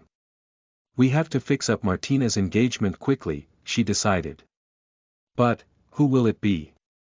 Can it be that boy? Doesn't he have no family background? Asked Maria curiously. We don't need a family background as long as there are no red flags. And we aren't sure about how she feels about the boy yet. But it will be whoever who can keep her happy, said Alessandro. We can't, and God knows we've tried. What does that mean? Isn't Martina quite happy? Asked Maria in confusion. Francesca sighed. No, she's not. Martina has always been different, distant. It's not that she doesn't care about us or loves us, it's just that she has always kept some boundaries with us, no matter how close we are. She's always locked away in her room, doing who knows what, said Enzo. The Valentinos are quite distressed about the future of this daughter of theirs. It is very difficult to find someone with whom Martina would be happy with. On the other side, it took a while for Axel and Martina to go through her inventions. Before they knew it, it was already dinner time and Martina and Axel were feeling much more comfortable around each other's company, their initial awkwardness gone. Martina was no longer feeling nervous at having a friend over and Axel was feeling less tense at being in a magical mafia home. You could say they had bonded over destructive geeky toys. At dinner time, they emerged from Martina's room with their clothes disheveled. Martina's face was brimming with jubilation and her eyes were shining. Even Axel's usual bored and broody expression was gone, and his face looked almost neutral now. But, when they emerged, the rest of the family, who were just coming back from their meeting happened to catch the two of them coming out, with their clothes disheveled and Martina beaming with joy. Alessandro, Francesca and Enzo, all three of them stopped to look at the scene in surprise as they exchanged glances. They hadn't seen Martina this happy in a long time. But more importantly, all three of them had one question. He just came out of her bedroom, right? There was no doubt about it. Both had emerged from her bedroom. And with the state of their clothes and the difference in their expressions, they were either tumbling on the bed or they were doing something in the room further in. Either of the options was a huge shock. Francesca was the first one to recover. It is good you guys are out. It's dinner time. Come on, you two must be tired. Martina realized that her parents might be misunderstanding her. But there was nothing she could do or say that wouldn't make the situation worse, so she just sighed and went to the dining room. In the dining room, as Axel sat on his seat beside Martina, he found that everyone was looking at him and Martina for some reason, making him uncomfortable. As the first course was served, Francesca finally spoke up, looking at Axel. So, Axel. How old are you exactly? Is it still 12 or is it 13? She began her interrogation, looking at Axel with even more critical eyes. It was the eyes of a mother looking at her prospective son. Law. Axel was stumped on the very first question. I don't know. There are a lot more questions she can ask next. Power stones. Next. Interrogation, avoid sleeping with our daughter please next. Christmas party next. Christmas party gone wrong, new enemies, the Mikhailovs next. Angry Axel. Going super savage defending Martina lots of exciting chapters to come. Come read ahead on Patreon already. I'll take ages to read here wink wink. Patreon.com/snaligostervote. Chapter 90. Avoid sleeping with our daughter from now on you are listening at novelfull.audio. Chapter 90. So, Axel. How old are you exactly? Is it still 12 or is it 13? She began her interrogation, looking at Axel with even more critical eyes. It was the eyes of a mother looking at her prospective son. Law. Axel was stumped on the very first question. I don't know. Everyone on the table paused, surprised at Axel's answer. How can you not know your own age? You don't know. At this absurd situation, Francesca couldn't draw conclusions on her own. So she asked. Could it be that you have forgotten or? Axel shook his head. No, I've never known when I was born. Oh. Francesca's line of natural conversation that she had planned beforehand was completely broken after this answer. How can someone not even know their birthday? Asked Enzo insensitively, getting a kick from Maria from under the table. Ouch! Francesca continued, ignoring Enzo's question. What about your family? Who is your guardian? She asked the main question, hitting two birds with one stone. First, it was important to know about his family background before deciding anything, and second, she wanted to know what kind of guardians he had who hadn't even told him his date of birth. Axel almost laughed in derision. Family. Guardian. Him. Hell no. But he was once again stumped at what to say. With all eyes fixed on him, he couldn't help but feel uncomfortable.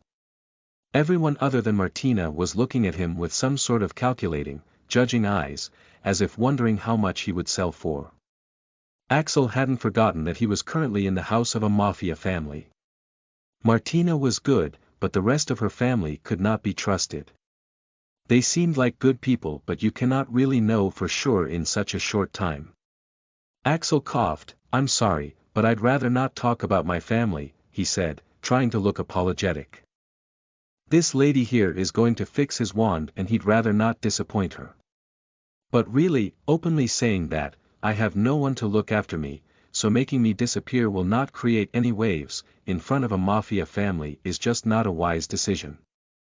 Yes, Mom, he doesn't like to talk about his past, said Martina, shooting a warning look at her mother which said, knock it off.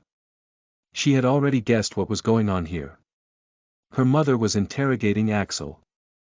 There was a good reason why Axel doesn't talk about his past. In their second meeting, Martina had tried to read Axel's surface thoughts, but by accident, she had ended up getting glimpses of Axel's worst, most horrific memories. She had already broken down when the scar part had come, forcefully breaking the connection. With such a past, it is already a surprise he isn't going all Voldemort mode until now.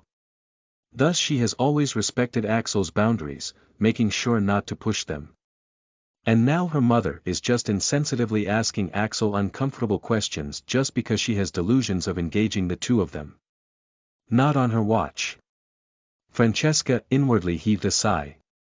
The duo's response had already broken away any possible route for her to inquire further without making Axel uncomfortable and drawing Martina's ire. She looked a bit taken aback and apologetic. Oh, is that so? I'm sorry if my question made you uncomfortable, she said naturally. But whether you are 12 or 13, I'm just glad that you are getting along so well with Martina. Alessandro nodded, I know, right? Usually, she doesn't even let us into her room. Martina looked into her plate, not speaking. A girl needs her space, right? Her family is just clingy and overprotective. Back when they were allowed entry, at least one of them would always be in her room. If it stayed like this, then how was she supposed to do her research all the time, which also involves dangerous accidents, explosions, and other risks in front of them? Yeah. And I haven't seen her this happy in a while, added Enzo, to which everyone agreed. The moment Martina and Axel had come out of that room, Martina had the brightest, most relaxed and genuine smile on her face. It was almost as if Francesca put on a serious look. You too, I know it might be difficult to control it since you're at that age, but you need to show restraint on what you do in the bedroom. I don't want my daughter to be pregnant this early, said Francesca, dropping a bomb. What? Enzo, what the hell? Alessandro, there was sound of cutlery dropping. Cough. Cough cough. Martina choked on the juice she had been drinking. Mom. What are you talking about? Yeah. Was Tina doing that? My daughter is already grown so much.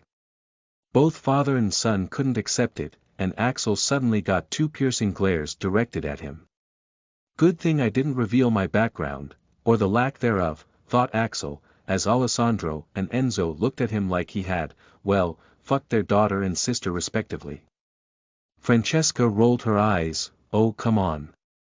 What might the two of you be doing if not making out, with your clothes and hair in a mess and your face practically glowing?" She asked in exasperation. That was because we were testing out dangerous magical weapons and blowing off one dummy after another. No way she could say that. Playing, she finished lamely. The reason why she was so happy was that, with Axel, she didn't need to hide anything. She was able to finally freely show someone the things she had been working on her entire life, and he liked it. How could she not be happy? Sadly, she couldn't explain all this to her parents, resulting in her lame response just now. "You were playing," repeated her mother in understanding. "Martina never played. Even as a child." "Yeah, we were playing." Martina didn't sound convincing even to herself, let alone her parents. She realized that she might have further solidified their suspicions instead, as her father and brother were now looking positively murderous. She quickly changed the subject. "Why didn't you guys tell me that we've gotten into trouble with the Mikhailovs? I could have helped." That managed to divert everyone's attention as they looked at Martina in surprise. "How do you know about that?" "Yeah, who told you that they're coming tomorrow?" Martina's suspicions were confirmed. So, they really are coming. She had only known that there was some trouble related to Mikhailovs. But them coming over for tomorrow's party? It's much worse. Why? Will that guy Maximilian also be coming? Her family exchanged glances. Maximilian Mikhailov, the future heir of Mikhailov family, was the most arrogant, cruel, and insufferable guy they had seen. And incidentally, he also happened to be the guy whose marriage proposal had come from the Mikhailov family to the Valentinos. The discussion shifted towards the Mikhailovs as Martina's father and brother were successfully distracted, letting Axel have his dinner in peace by just lowering his presence a little. "Mom, when will you fix Axel's wand? It's really inconvenient for him," said Martina to her mother after everyone was finished eating. "Oh, that," Francesca nodded in acknowledgement as she sighed, "I haven't forgotten about that, but currently, I'm swamped. It's been very hectic lately. There's a party tomorrow, and there are some other problems as well," she said, casting an apologetic look at Axel. "I'm sorry, young man. Repairing a wand is a delicate work that can take hours to days to get done. I'll try to do it as soon as I can." I understand, Axel would be lying to say he wasn't disappointed. But he really couldn't blame her. She was already doing a huge favor to him by even agreeing to do it. "But," she said, putting her cutlery down and putting a sanitizing spell on her hands, even though they were pristine, "I can examine wand right now and tell you how long it'll take to repair it," she said, holding out her hand. Axel's wand suddenly appeared in his hand, as he handed it to her. He had forgotten to tone it down, drawing raised eyebrows from around the table due to his quick draw. If he attacked someone like that, wouldn't they not even have time to draw their own wands? Taking the wand, Francesca examined it closely, but her eyes widened immediately. "By gods, how did it even get like this?" she asked, looking up at Axel in surprise. "Were you the one who cast this spell?" "What's wrong, dear?" asked Alessandro. "Did he cast an illegal spell?" asked Enzo excitedly. Francesca's eyes went back to the wand. "I can't be sure since I don't know the wand's endurance, but the spell which did this, it had enough power to take down even a dragon," she said, surprising everyone. Axel didn't bother answering her, "Can it be repaired?" He instead asked the main question. Francesca gave Axel a deep look, as if looking at him for the first time. The spell was most likely cast by none other than the boy in front of her. With the bond she was sensing, no one else could have used that wand. Her evaluation of Axel was raised. To be able to cast such a spell at his age, he's certainly now ordinary. But then again, he's Martina's friend, of course he couldn't have been simple. It is even more impressive that the boy is capable of so much, and yet the thing he's actually known for is Quidditch, something harmless and non-threatening. He's hidden himself very well. She nodded, coming out of her thoughts. Don't worry, it can be repaired. I would just need time, she said reassuringly. Axel felt like he could suddenly breathe again as the load on his chest lightened a little. Thanks. I'll owe you for this, he said, though no one other than Martina truly knew the value of this favor. The next morning, it was Christmas. Early in the morning, Axel woke up in the extremely luxurious guest bedroom of the Valentinos. The bed was quite comfortable, and the room was spacious enough for him to exercise and train, so he was very satisfied. He did his exercises and took a bath in the swimming pool-like bathroom. Am I forgetting something? He wondered. He had a feeling that he was. Must be nothing. I even removed the owl post restriction, he thought. He had removed the magic that had been blocking the owl post so that he could receive the few gifts he was going to get from the few people he had managed to know in the last 2 years. As he left the room, he didn't notice the fact that his Magi.mirror, which he had forgotten to remove from silent mode, had been ringing for a while. When he came downstairs, he thought as if he had taken the wrong route, as the manor looked quite different with all the Christmas decorations. In the spacious living room, there was a giant Christmas tree, finely decorated with everything decoration baubles, Christmas lights, stockings, wreaths, tree skirts, garlands, tinsels, you name it. Axel had never seen a Christmas tree this big. And under that tree were the gifts. Hundreds upon hundreds of them. Axel had never seen so many gifts either. Since he got delayed due to his exercise, the family was already there. Martina was the first person he saw. Aside from her purple skirt, she was also wearing a Santa hat, and long red socks on the occasion. She was currently sitting on the ground, with her presents opening around her by her magic. The rest of the family was also there. Alessandro sat in his pajamas between a pile of different types of gifts, opening them one by one with his wand, while Francesca sat on chair with a pen and notebook floating by her side, noting down who gave which present, her hair tied in a messy bun until her usual uptight appearance. Enzo and Maria sat with a pile of their own, as Enzo opened the gifts with his knife.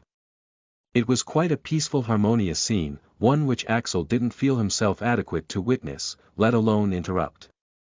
He wanted to return to his room and come back later, but Martina spotted him before he could leave. "Oh, you're awake. Merry Christmas," she said, turning her attention away from the gifts she had been opening. "Come fast.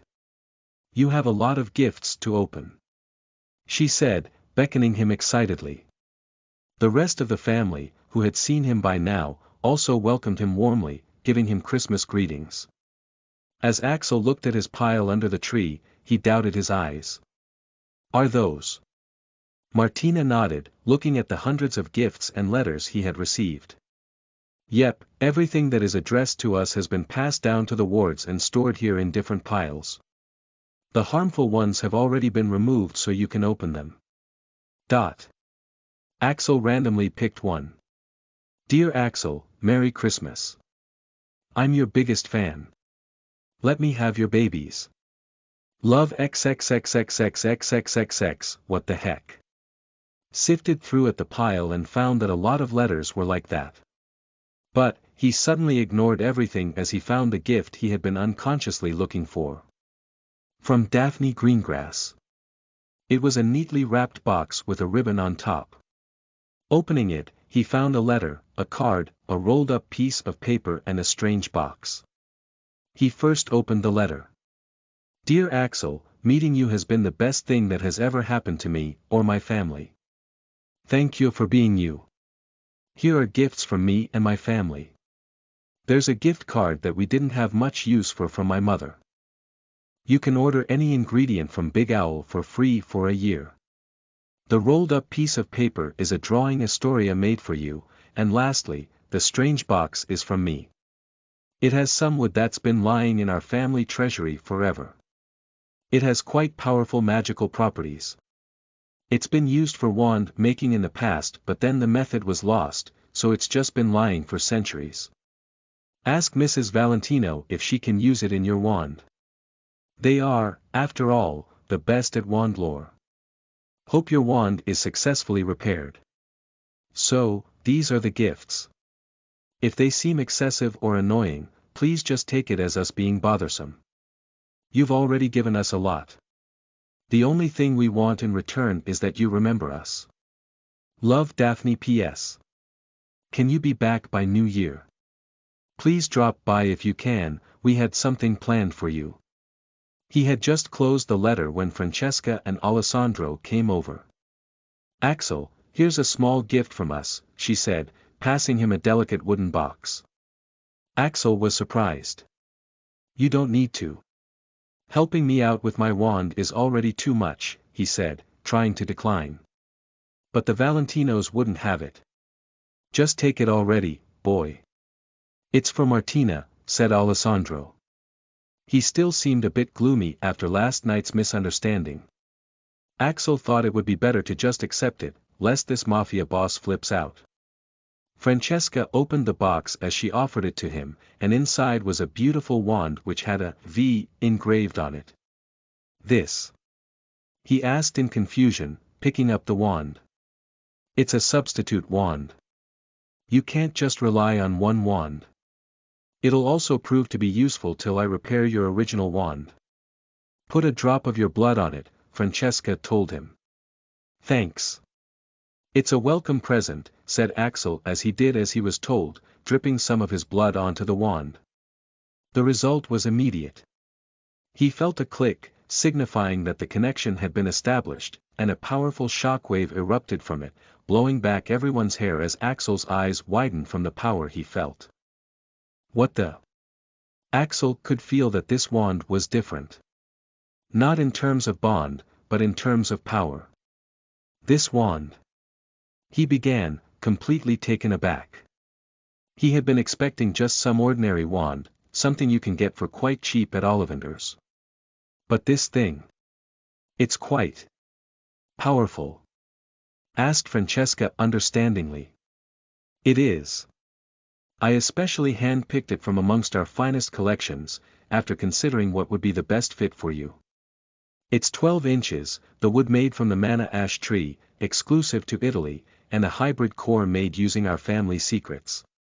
There is no trace, and the Valentino crest, that grants you special privileges in 10 magical countries including Britain. But, your original wand will be even better, she said, casting a glance at Martina. The girl was going all out for the boy's wand. Even Francesca couldn't understand why. What mag-icle had the boy cast on her daughter to make her fall so deep? She just hoped that this will all be worth it. It should be a good substitute while I'm fixing your original wand. It is a great wand, said Axel in agreement, waving the wand experimentally, but, I don't think I can accept it. It's too precious, and you're already doing a lot for me, he said, offering it back with much reluctance. It really was a great wand, and it was certainly a much, much better alternative to Cyrus Greengrass's wand that he was using right now. The power alone was astonishing. Axel was sure it wouldn't be damaged by even the 30x Electrica Impulsa, unlike his original wand. But he couldn't really accept it. It's not a good thing to owe a mafia family. He had no choice in the case of his precious cherub wand, but in this, he had a choice. Francesca shook her head, refusing to take it back. It's already bonded to you, Axel. And it won't work for others once it's bonded to someone, just like most Valentino weapons. Just accept it, it's useless to anyone else now, she told him matter-of-factly. All right. Axel sighed. So there was no choice after all. I'll take it. Thank you very much, Mrs. Valentino. I owe you another favor. Please let me know if you need anything, he said, once again giving out a favor they didn't know the value of. Will do. Francesca nodded perfunctorily, but then she smiled. Actually, there is something you can do. What is it? Come to the Christmas party tomorrow.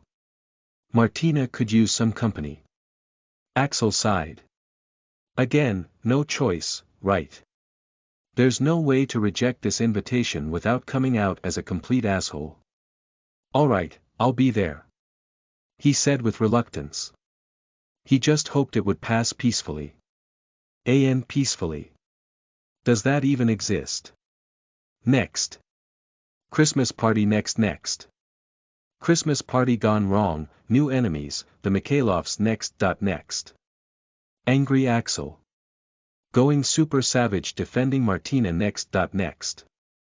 A massacre, come read ahead already, you know you can't wait.